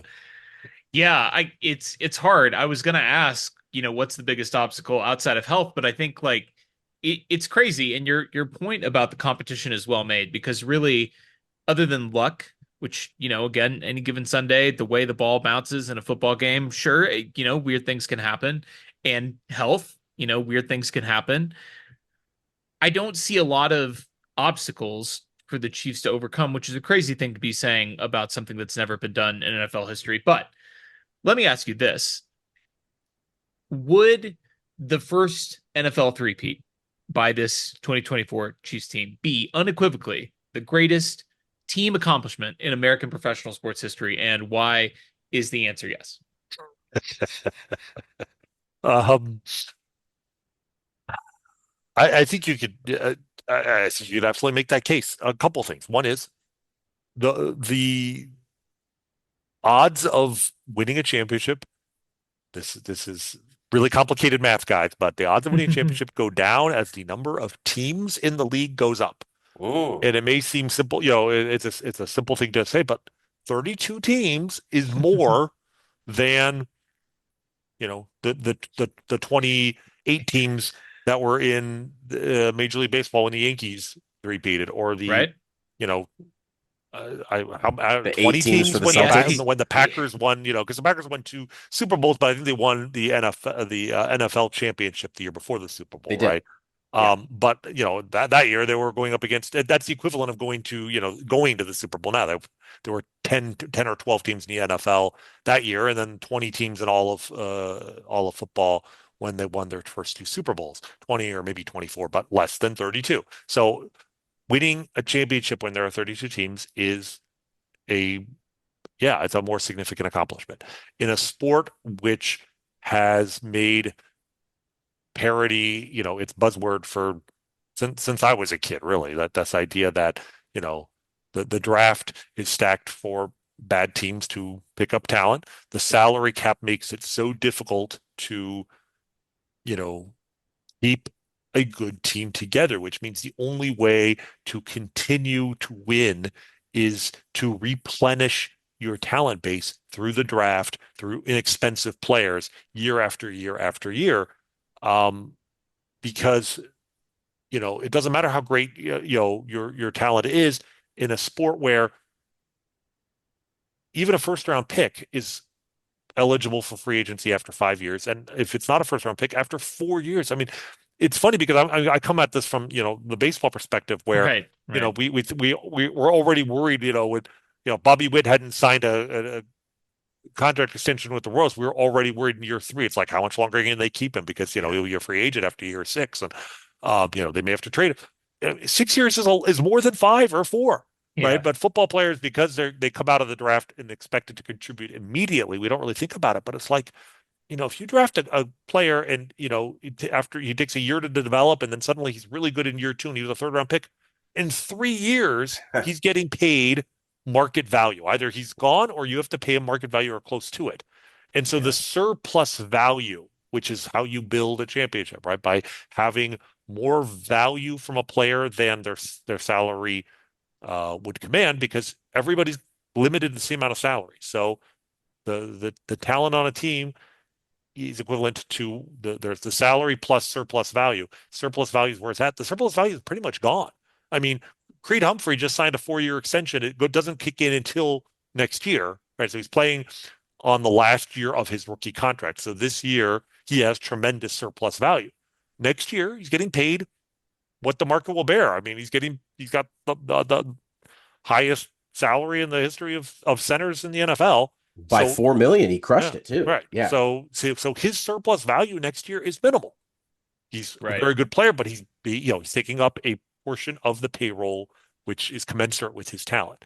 So in order to be better than other teams, you have to find surplus value through the draft. Now, the trump card, the hidden, not hidden, the obvious surplus value the Chiefs have is that um, no matter what Patrick Mahomes' salary is, he's offering about $100 million worth of surplus value. There is no contract figure that can encapsulate the value he brings on a football field. So that is why having an elite quarterback, right, is so important in sport because the true value of a quarterback, there's just no salary that can really um, take that into account. The economics of the sport don't work that way. Um, Throw in the fact that like Travis Kelce, for a variety of reasons, makes probably quite a bit less than his value on the football field. So there are things that the Chiefs obviously have to their advantage, but that's why they've won 3 of the last 5 Super Bowls in the first place. But in order to keep that going, it has to be through the draft. That's why the Tyreek Hill trade is the most important thing that the Chiefs have done since they drafted Patrick Mahomes in the first place, Yeah. because it took a guy who is a great player, but was about to make the money of a great player and had zero surplus value, and turned him into Trent McDuffie, who has incredible surplus value. And I guess it was Brian Cook. I'm trying to remember all the Yeah. specific players they drafted. But the point is that's how you do it. But you have to nail the draft in order to do that. And to me, that's why if we want to talk about what really are the chances that they can pull this off again, we got to look at the last couple of drafts since the 2022 draft and say, did they do a good job here? Are these guys ready to contribute? Are these guys ready to be better than they were last year in the case of the 2023 draft, or in the 2024 draft? Are these guys capable of contributing right away? Yeah. Another angle to the difficulty of winning a championship in 2024 that I don't know if this is a prisoner of the moment thing or how much truth there is to it, but the scrutiny, the hype, the coverage, the information about the league in an internet age, in an age where everybody can see every angle of every play you've ever called, it just feels like with so many more eyeballs and brains focused on the league, the dollars involved in the league are so much higher, so many people are chasing these extraordinary accomplishments. I don't know. I just feel like in the 70s or whatever, like, yeah, I get everybody who was in the NFL was trying really hard. Of course they were. They were professionals and they were athletes and they were competitive. But like it just feels like the microscope is so heavy on the current version of the NFL that there are 32 teams out there that are just as equipped and just as hungry and just as capable of winning as, or 31 others as you are. And I just always feel like today's version of sports has got to just be, if you climb that mountain, that's as hard as it gets. There is absolutely no question in my mind that it's not just that the quality of play on the field in professional sports has improved dramatically just in my adult lifetime, just in the last 25 or 30 years. We can measure those things, right? We Yeah, have, numbers from the combine. We have like, for baseball, we have the average velocity for a fastball. You know, we can say definitively guys throw harder, they run faster, et cetera, than they did even 20, 25 years ago. So when you hear some of these old timers, and it's fewer and fewer every year, but you still hear guys saying, that the guys today sure. don't play as well. It's bullshit. Like Yeah. we have Yep. we have objective data saying you are wrong.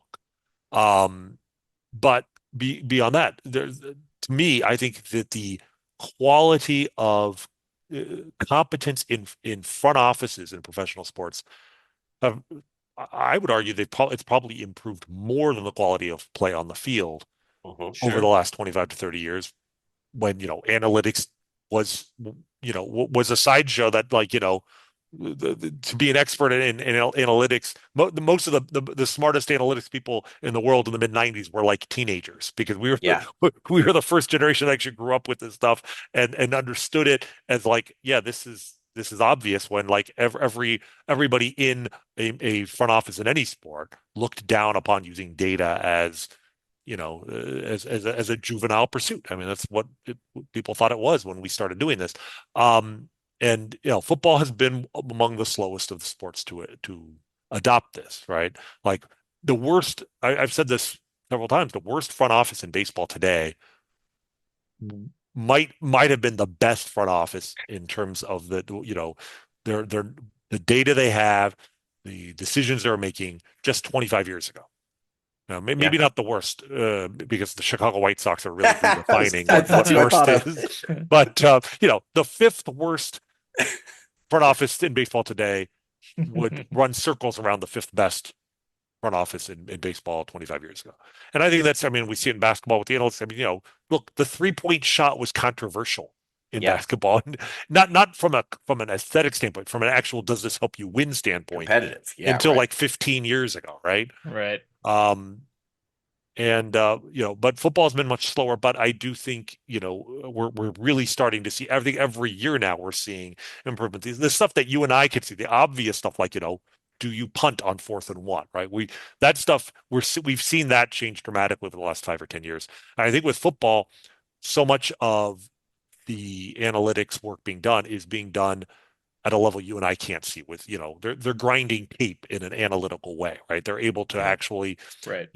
they've got sensors on players to actually measure not just, oh, he's got a great 40 time, but like, a Heart player's rate and ability stuff. to turn on a dime to Hmm. the equivalent of the 3-cone drill, but in an actual game, right? Like meaningful metrics to measure what a player can do and what he can't do and improving it. I mean, the big thing in baseball over the last 10 years has not been measuring how good a player is. It's figuring out how to make him better by, teaching him how to gain velocity. We used to think it was impossible for a pitcher to add velocity. If you threw 90 miles an hour, you were going to throw a 90 for the rest of your life. And now, after 125 years of professional baseball, over the last 10 years, teams and not just teams, but like private academies and places like Driveline, which are not even affiliated with the sport, have figured out that you can actually add 5 miles an hour to a guy's fastball.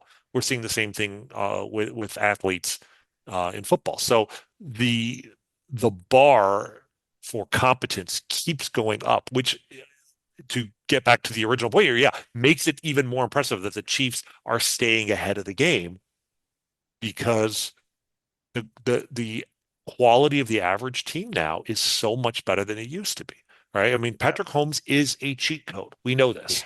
Yeah. But Yes. even with the cheat code, like you think about how close they have come to not winning all three of their Super Bowls, Hmm. right? And the contributions of other players, it's an incredible accomplishment. And it feels, in retrospect, it always feels preordained that they would win that they would accomplish what they've accomplished. But they came very, very close to not doing so.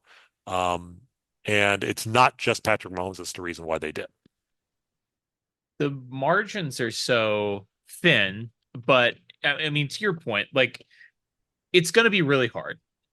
If they pull this off, I want to turn from what it means as a team accomplishment to what it means as an individual accomplishment. And I'm talking, of course, about Andy Reid and Patrick Mahomes, and I'm talking about Bill Belichick and Tom Brady. Uh, Andy and Pat would each have 4 rings. Obviously, Tom has 7. Bill has 6, 8 if you include the 2 that he won as Right. defensive coordinator of the Giants.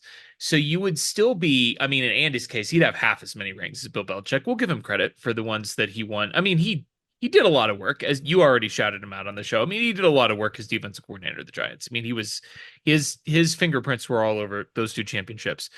And Pat would be still 3 rings shy of Tom Brady, but you would have this accomplishment that neither of them ever accomplished, that no coach or player in the NFL has ever accomplished. And really, I mean, we've had teams that have gotten back to the championship game, but even to make it to a Super Bowl. I mean, the Dolphins did it on the front end. They lost and then they won two in a row. But would that just that accomplishment alone close that gap to where we're talking about the greatest coach and quarterback of all time?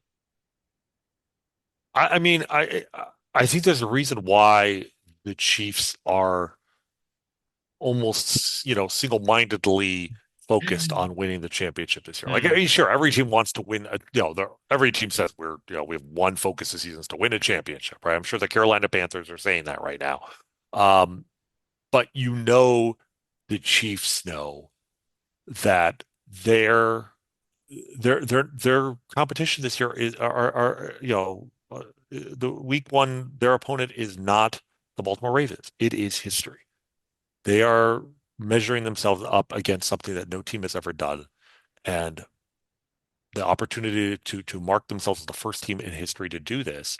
I mean, you know, we saw it from the podium when they won the second one, and it was like, is right. Travis Kelce retiring? Hell no, no, he's coming back. Chris Jones, you're coming back, right? Yeah, Chris Jones is coming back. Like they brought the band back together here, and it even feels like in some ways the way that they're using payroll. Like I thought it was interesting that they signed Creed Humphrey to this extension, but they didn't rip up his existing contract and make it a 5-year deal. They made it a 4-year extension on his existing deal. Now, you could play with signing bonus, et cetera, and the cap hit would have been pretty small this year. But like they already had him on like I think a $4.8 million cap for this year. And it's like they don't want to do anything to weaken the roster this year, even if it means maybe weakening things a little bit the following years. Like I said, they traded a couple seventh round picks. Okay, not a big deal. But I feel like the focus of this team is that they understand if they win three in a row, it means so much more than if they lose this year and then win one next year. Right. And the legacy for, like you said, for Patrick and Andy as much as anybody, because Tom Brady never won three, Bill Belichick never won three in a row. Um, Nobody. no, but nobody's done it. Has anybody gotten into the Super Bowl? Has ever any team been No. one game away? I know the Dolphins, you said, did it on the front end, Yeah, but on right. the The back end, they Dolphins, all lost in the conference championship game, right? So, correct. No one so has if they been even playing get to the for a Super Bowl, three-peat. Yep. right? That, I mean, look, and we all know, you know, fans will always say, oh, the NFL wants the Chiefs to win. The refs are biased against the Chiefs. That's what Right. 31 teams are always going to say, right? Right. But I mean, this is the one year I was like, I have no doubt Roger Goodell wants the Chiefs to make the Super Bowl. They don't even have to win, but just the 2 weeks of The hype around spectacle. them being in the Super Bowl.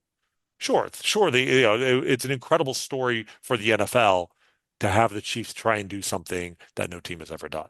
Um, but yes, I think if they pull this off, it is going to make the argument that Patrick Mahomes is a better player than Tom Brady when all is said and done much easier.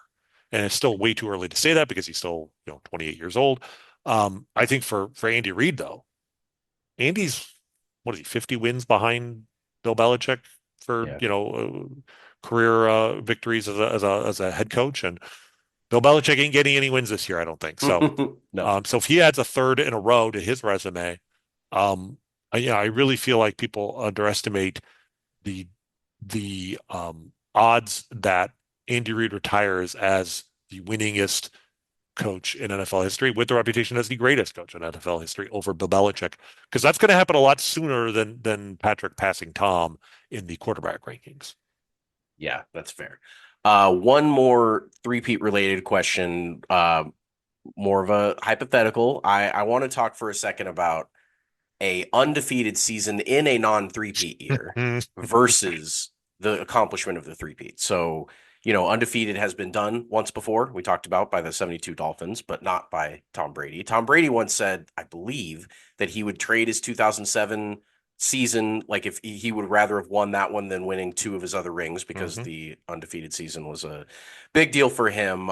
We talked about this as we brought up earlier before last season, and then we promptly lost that first game. So we're not talking about the 2024 team going undefeated. This is if Mahomes and Strictly Reed, hypothetical. Okay, could fair only enough. have one on their resume, which would you, as a fan of those two, choose? The three-peat or the undefeated season? Ooh, which one?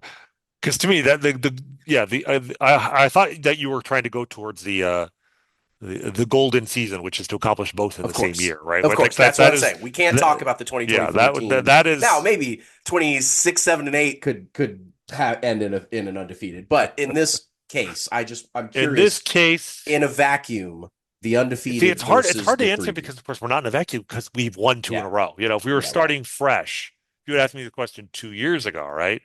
I would probably say I'd rather take three in a row because guess what? That's three That's championships. three. Yeah, I But know it. you're basically saying, do I want to win one more championship? It just has to be this year Mm-hmm. or go undefeated. Mm-hmm. At some undetermined Right. It's season an in the future, undetermined. right? Yep. Right. You know, I actually think if I had to choose, I would still take the three-peat. That's where I leaned on it. And It's I think hard. the reason is just like, and look, I mean, not that any team can have a one good season or and not any team go undefeated, but it's a moment in time. Yep. If it's one team, I mean, that 72 Dolphins, we remember them because they're the only one. But Mm-hmm. even then, I don't ever get the impression that when people talk about the greatest football teams of all time, not seasons, but like teams as a holistic, whole, the 72 Dolphins don't come up a lot. People always talk about how their schedule was really, really weak. Right. And in the context of the sport, like they were a very good team, but the Steelers, who won four championships in 6 years, have a much greater claim to be the team of the 70s, right? When Mm-hmm. we talk about legacy, to me, we're really talking about sustained dominance. So to me, people remember the Chiefs winning three in a row, I think even longer than they would remember, oh, the 2027 Chiefs went undefeated. I think that's fair. And the extent to which that's not the case is only because the 2027 Chiefs would exist in a universe which they had already won the Super Bowl in 2020 and 2023 and 2020, 2022. Yeah. You know what I'm saying? Yeah. So, Yeah. yeah, I think three in a row still matters more, but And we it's don't have also to a choose. longer we could have both. It's also a longer period of time for us as fans to enjoy. You think about like if yeah, I mean if they win these three in a row, these 3 years are going to be pretty damn hard to top. Like this is a long 1,000-day run of just complete reign of terror on the league. That yeah, 1 year of never losing a game is special, and it would go down, and you would remember it, but I don't know. I think that I would rather have 3 years ending in championships right in a row. Right. But it's Absolutely. a I mean, that's nice why, problem to have. but having won two of them already, that's why it's easy to say, well, maybe I'll take an undefeated. Well, yeah, but I'm Sure, I'm sure. already spoiled by these two. But no, to have, yeah, to hold the Lombardi trophy for, I mean, I guess it would end up being, yeah, 1100 days. Yeah, Throw in pretty a good. Royals World Series championship in Mm, 2024 and having both the mm, major trophies in Kansas City. Yeah, that would be special. That would be something that people would remember for decades, generations, probably as long as I'm alive. So, yeah, I think that would be my pick. So, yes, I mean, I'd love the idea of the undefeated season, but like just like last year, the odds that we, lose in week one cannot be discounted right. against the No, Ravens. Um, and with Hollywood Brown out, that's, we could easily start 0-1, and at least then you get it out of your system, and then you just focus on, okay, how do we get ourselves in prime position to win in the postseason, regular season be damned, because that sure as hell worked last year. do you have a game circled on the schedule as most important to you or to the team, or is there any one as we sit here on August 27th? I get that later on as the playoff race comes around and stuff, we're going to have different opinions on these later games, but like is this Ravens game maybe the most important, just like from a, AFC standings and all that stuff, or if it's not that one, which one would it be? I kind of Houston think late it in the year? is. Yeah. I do really think, and that's I think what's makes the season a little bit weird from the perspective of, does the regular season matter? Because like if they win that game and then they beat the Bengals in week two, Yeah. then we start, but I mean, it's like, okay, then really at that point, I mean, I won't be able to help myself. Mentally, I'll already be shifting into, okay, how long can they keep this undefeated stretch going, right? Hmm. Right, They having a can no they do the hitter. 17 and 0? Yeah. But if they lose that Ravens game, then I mean, the worry you have is that that's going to determine home field advantage in the Hmm. playoffs. But in terms of other games on the schedule, yeah, I mean, yeah, they play the Niners, but who cares? Like, Right. we beat them in the Right. two games that mattered. Like, it's a Right. non-conference game. It's a great game for the NFL to market. But like from a standpoint of how does this impact the Chiefs' ability to three-peat? Not that much, unless it's No. a just a preview of them playing again. But if anything, in that case, you almost don't want to show them too much, right? Right. You don't want to put your full hand out there. So, but starting with the Ravens, I guess honestly, if you want to say one other game later in the year, if that could end up being something really Big big. impact. Yeah. It depends on what on whether this team is going to be the team that I think they could be. But it's the Texans game. Hmm. Yep. Yeah. Yep. The Texans, I'm not saying that they're going to be the best non-Chiefs team in the AFC, but you can certainly make a case for them. Like there is a scenario in which they are, the best team in the AFC in a way, Hmm. in a way that we have not seen from the Ravens, even like last year, the Bills over the years. Like they would present a completely different threat. And I talk about, talking about like, the head coach that stops this dynastic run. And I was throwing names out there. It's hard to say who that might be, but the only reason this guy's name didn't really come up is because it's his second year as a coach. 20 years from now, we might look at D'Amico Ryans and be like, yep, that's the guy Yes. who, brilliant coach who stopped the Chiefs run at a three-peat. So I mean, I don't think I realized just how young he is. He's like 40. So, Hmm. he might be doing this for a couple of decades. And that first season was impressive, and then the other thing is, yeah, Patrick Mahomes has had the better of Josh Allen. He's had the better of Lamar Jackson. We haven't faced CJ Stroud in a playoff situation yet. So that is the one game that kind of scares. I don't want to say scares me. I circle, but again, even then, it's more as a preview for the playoffs. All of this Yeah. comes down to playoff seeding for me. The game that I'm circling is not on the schedule yet, right? It's a Right. Yeah. game, hopefully at Arrowhead in late January, that will get us back to the Super Bowl. Randy, what is the biggest non-threepeat storyline or thing that you're interested in or following? And I get that this is sort of like a tricky question because legacy wise, like there's so little on the table this year that doesn't involve another ring. Like we've talked about it. Like it the regular season probably matters less this year than it ever has for us as Chiefs fans, other than as a means to an end, get us back into the playoffs and we circle those games in late January. But is there anything that catches your interest that isn't three-peat related, whether that be, the possibility of Mahomes winning another MVP, the possibility maybe of the offense, getting back to historical territory, Right. maybe Travis Kelce and Taylor Swift getting engaged finally, those two crazy kids getting hitched. What is it, non-three-peat division that's captivating you about the 2024 Chiefs? Well, putting Tavis aside for a moment, because yes, that's everybody's rooting for those two, for Travis to make an honest woman out of Taylor. But to me, it's definitely can this offense? I was going back and reviewing some of the 2018, 2019 Chiefs numbers, and it was absurd at the time, and I think I almost appreciate it more now in the sense that the offense has been not nearly as good, and yet they've won two Super Bowls, right? Like that, they had a much better offense in Patrick Mahomes' first year as a starter than they did in the past years when they won the Super Bowl, which is just kind of absurd. Um, but that wasn't because Patrick Mahomes couldn't, had declined as a quarterback. It was because of the receiving room. And so to me, it's really looking at the receivers. What I'm really intrigued by, and one of the reasons why I am optimistic that they can pull this off, is talking about like, the talent they added in the draft this year.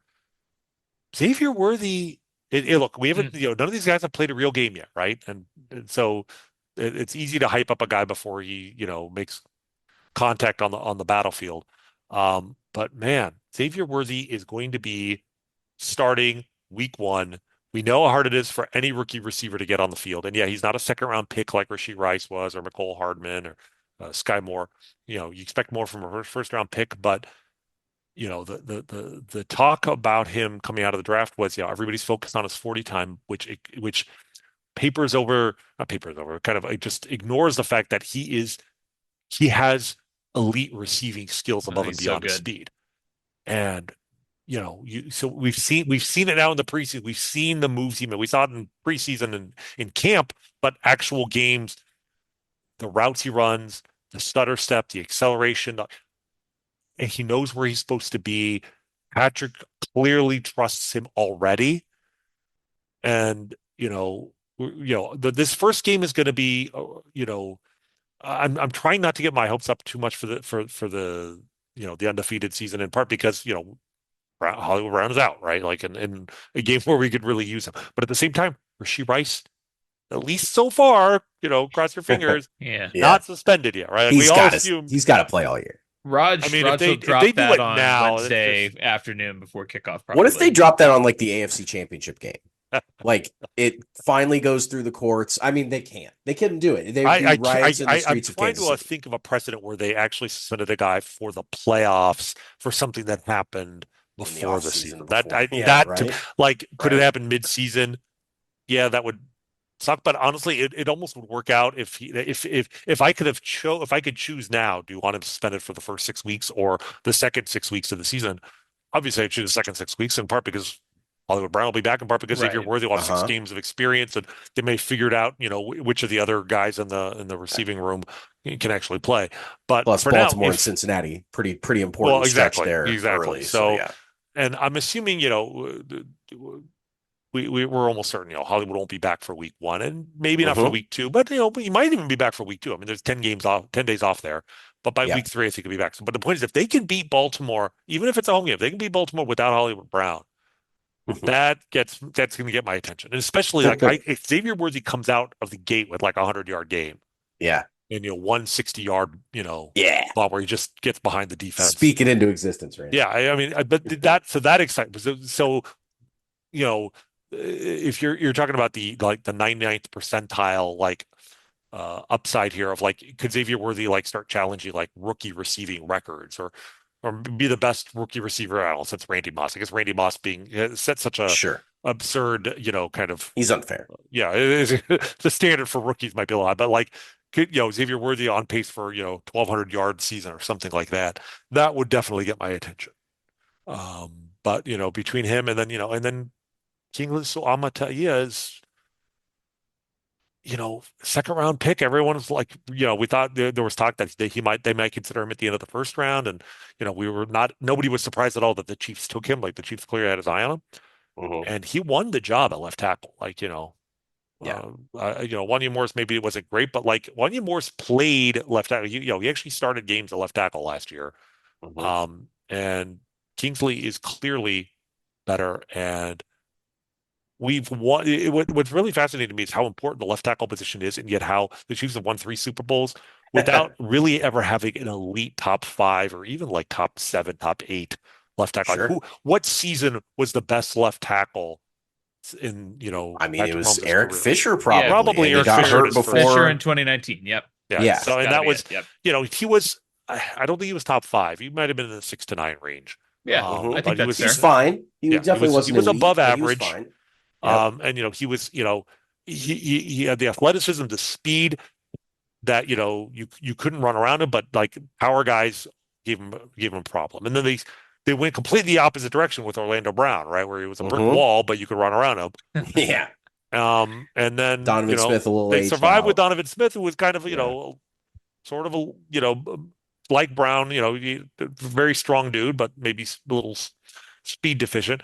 Kingsley to me is seems to come out of the Fisher model, but maybe with a little bit more upper body strength, a little bit more ability to hold off. So, I don't expect him to be elite in year one, but like if he's, top 15 in the league as a left tackle as a rookie, that bodes very well for him. But if he can be top 10 Yeah. coming out of the gate, like the offensive line, if Joe Tooney is healthy, and I guess we really don't know that yet for sure. They've been very conservative with him, but signs point to yes. And I think Jawan Taylor has to be better than he was last year. I think that the talent there is much better than he showed, and it wasn't entirely his fault that, the league decided to pick on him and mentally screwed him up for the first half of the year, and he was much better in the playoffs. So the offensive line still, you know, these guys tend to age better. Linemen age better than defensive backs. This is why trading L'Jarius Sneed makes all sorts of sense, and why it's important to constantly replenish your defensive back ranks. Whereas, well, the offensive line, you could keep those guys together for years. And we all still Right. remember the amazing Chiefs offensive line from like the, Mm. 2001 to 2005, the Dick Vermeil Wilf, era, right? Waters, And Wigman. year after year it Yeah. was the same guys, and they were great year after year. And they were all in their 30s. I mean, So, yeah, by the end they were Yeah. all like, maybe, Brian Waters was like maybe the baby of the group, and he was like by the end he was like 30, and Willie Yeah. Rofe was like 35, and Will Shields have been around Will Shields was forever. there And then, forever. It's like, so you hmm can you can absolutely have a bunch of guys on an offensive line 4 or 5 years together, and if anything, those guys, because you are bunched up tightly, like it actually helps to play with the same guy over and over, and his tendencies. Creed and and Trey they've got Smith have that been. old man strength, like you Yeah, got to well, have exactly. some seasoning in there. So if you You got to, but adding a little fresh, a little fresh talent with at left tackle yeah. is it just there's a world in which this is the best offensive line that the Chiefs have had since the Dick Vermeil era. Yeah. You combine Yeah. that with, Xavier Worthy, Hollywood Brown, second year Rishi Rice, and everyone's saying that Rishi Rice looks even better than he did like last year. Like he has made improvements in his ability to run routes, his understanding of where to position himself, the holes in zone. Right. This has a chance to be an elite offense again. That I think is what excites me, because I even when as much as I wouldn't trade the last 2 years for anything, like I do miss the year the year or two where the Chiefs just scored 30 points every single game. And I do wonder if they can get back to that a little bit and still have a really, really good defense. Jaden Hicks, talking about draft picks. I mean, Jaden Hicks, everyone's like, this guy's going to be really good really quickly. Um, so again, we've yet to play a game that actually matters, but it signs point to this draft being a good draft again. Maybe not the 2022 draft, but at least those three guys. I don't know about Jared Wiley. We'll see. But if you have three, 2.5 starters, Jaden Hicks is, I don't know if I call him a full starter, but 2.5 starters out of the gate from a draft, that's a good draft. And that's, I think, that's the step forward I think this team needs to be even better than they were last year, at least during the regular season. Rany, I'm gonna give you one here to close us out. And you've been very generous with your time, and we always love chatting with you. But you mentioned earlier the possibility of the Chiefs and Royals winning championships in the same year. And I'm going to put you on the spot a little bit, as we like to do on this show, because I didn't ask you to research this question beforehand. We don't know what the Royals are going to do. And this gets a little bit tricky because the NFL annoyingly does not play their seasons within a calendar year. But I just want to ask what it would take through a combination of the Royals and Chiefs for this to be the greatest year in Kansas City sports history. And I will leave that somewhat open-ended to you, whether you I mean, I feel like we probably have to extend this through February, right? But you've already got a Super Bowl banked. You've got the Royals sitting at probably 90% or something like that to make the playoffs when they were 50 games under 500 a year ago today. Uh, just going back through, I mean, we've got, now 60 years of the Chiefs and Royals in Kansas City. And it's so rare for us to be in this position that we're in here at the last week of August, having this conversation with you, where the Royals are in contention, they're tied for first place, and the Chiefs are about to go out and play for the possibility of a Third. three-peat. Uh, are we already there? What do we need? What do we need from these two teams over the next 5, 6 months to make this like I mean, shoot, extend it beyond Kansas City sports history. Like where are we at? I mean, We might already be there. We're very, very Yeah. close because the thing about the Chiefs and the Royals is they have almost literally never been both teams good at the same time. Right, Yeah. Right? I right, mean, the Chiefs were winning, the early Chiefs era where they, went to the Super Bowl one and then the one Super Bowl four. Like the Chiefs won the Super Bowl the year that the Royals began existence as an expansion franchise. And then 1971, they lost the Christmas Day double overtime game. That was the Royals' first winning season. And then the Chiefs didn't go back to the playoffs for 15 years. 1986, which was 1 year after the Royals won the World Series, but the entire like golden age of the Kansas City Royals was contained within that 15-year drought.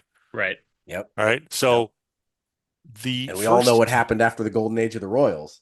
Well, yeah, I mean, it's been, and that's the thing. That it actually makes it really easy to evaluate because then it's like, okay, the next 29 years, we can rule those 29 years out Yeah. of, Right. is this the best year in Kansas City history? There's only one season in which both teams won a playoff game, and 2015. that's the contender. Right. That's to me the standard is 2015.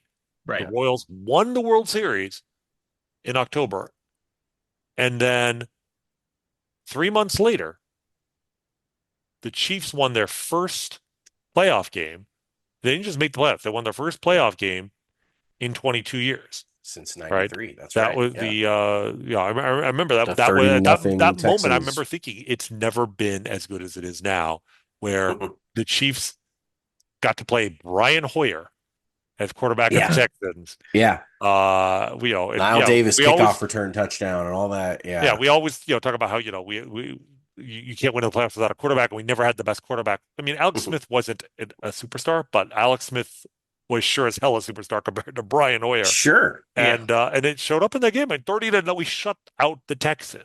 Right. And then the Hmm. following week, that was the game At New Andy Reid. England. I wouldn't even say Andy Reid was outcoached by Bill Belichick so much as he Andy Reided himself and like ran like a 13-minute drive to get the Chiefs Yes. within one score with 14 minutes left to go or something like that.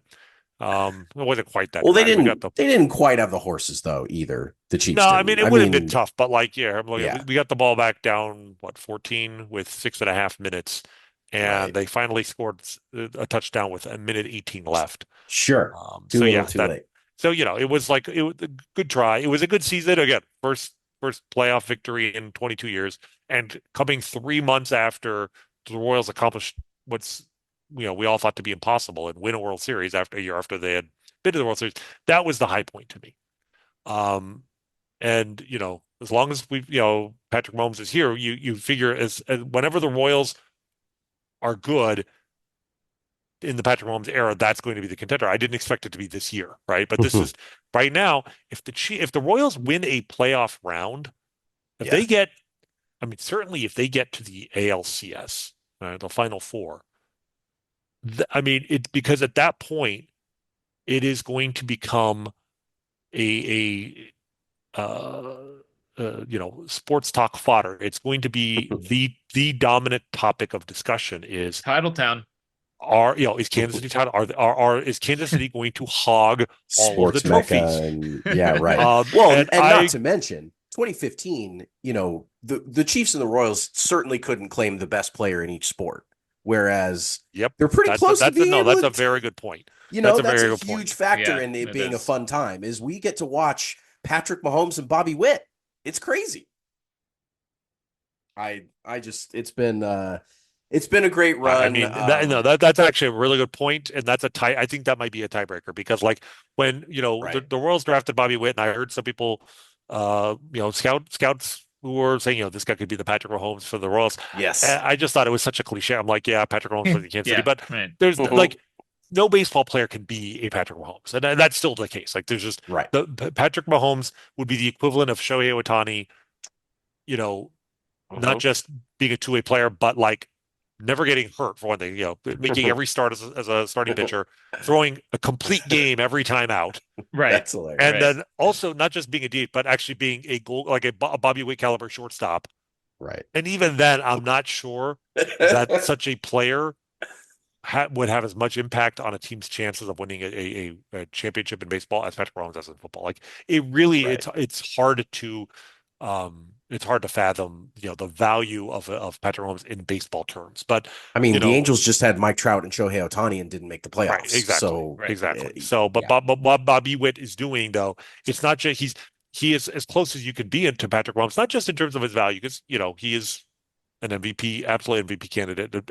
No worse than the second best player in the sport this year. Mm-hmm. And that's only because Mm-hmm. Aaron Judge is just doing Babe Ruth things Insane. while being a center Yeah. fielder.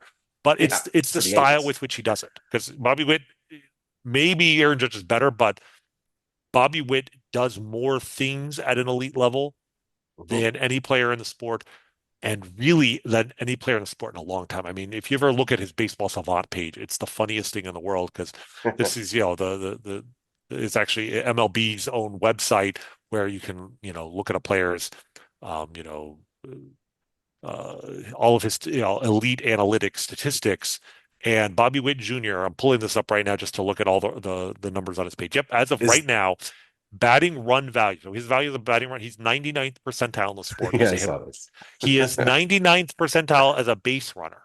It's pretty He is good. 99th percentile as a fielder. It's crazy. It's It ridiculous. is it is absolutely the most absurd thing. I'm not sure I have ever seen a player at 99 in all three categories. There's three categories of value: hitting, running, fielding. He is in the top 1% of every major player in all three. That is something absolutely freaking absurd. Maybe Mookie Betts has done it. It's Right. possible Mookie, that I'm trying to think the closest thing. Mike Trout might have done it when he was, Early early, MVP, although Mike I don't know if he Trout. was ever Uh-huh. 99 as a fielder. He was a very good center fielder. I don't think he was ever elite. Hmm. So, again, that doesn't mean he's the best necessarily because, 99th in batting, but Aaron Judge is 100th, and the gap there is huge. Huge. Yeah. But he is so much fun to watch. And of course, like you said, the sport is marketing him in just in the last 4 months in a way I cannot recall any Royals player since Bo Jackson. Like he Sure. has become, the Royals won a World Series, and it was a collaborative effort. Hmm. There was no superstar. That was part of the fun of the team. It was an incredible Right. bullpen, but Right. Greg Holland was not the face of baseball, right? Ned The Yost was the face closest of baseball. the closest was probably Lorenzo Cain, maybe. I Yeah. mean, he was the best Yeah. player overall. Maybe Haas, but yeah, Yeah, and you're Haas right. had the Certainly. flair for the dramatic. Alex Yeah. Gordon, of course, was like the Rock, and Salvi was just like, the young veteran then, Hmm. Oh, who, young was Salvi. like the joyful catcher. But yeah, there was no one player that represented the team the way Bobby Witt is doing now, and there hasn't been one, like I said, since Bo Jackson was the most famous athlete in America. Um, Bobby Witt is not the most famous athlete in America, but that's because the most famous athlete in America plays at Arrowhead, and I'm not sure who it is Yeah. because it could be Travis Yes. Kelce or it could be Patrick Mahomes. Yeah. So yes, Kansas City sports dominates the cultural zeitgeist of America in a way that it has never done before. Ah. And it dominates the standings currently in a way that Mhm. it almost never has before either. You have a Super Bowl champion on one side and a team that, as you and I speak, are in first place in the American League Central with 1 month left in the season. These are the good old days, guys. This is the Yeah. golden age. Enjoy it. Um, I we've already said that about the Chiefs. It's not the first time we've said, appreciate the moment. Somehow it's even gotten better because a baseball team that lost 106 games last year is on pace for the greatest season over season improvement in modern Major League history. So 35 let's throw games. that into Yeah. your story, Mhm. of a storybook season. And yeah, I don't know how it gets better than this. So let's just hope it keeps going. Let's hope that the Royals bring it home, and let's hope that both trophies are in Kansas City, and then the Chiefs go out there and ensure that they stay in Kansas City for a while longer. Couldn't think of a better way to wrap up the show, Rany. Appreciate your time, and hopefully we'll talk to you about the champion Kansas City Royals in November. How about that? That sounds like an awesome plan.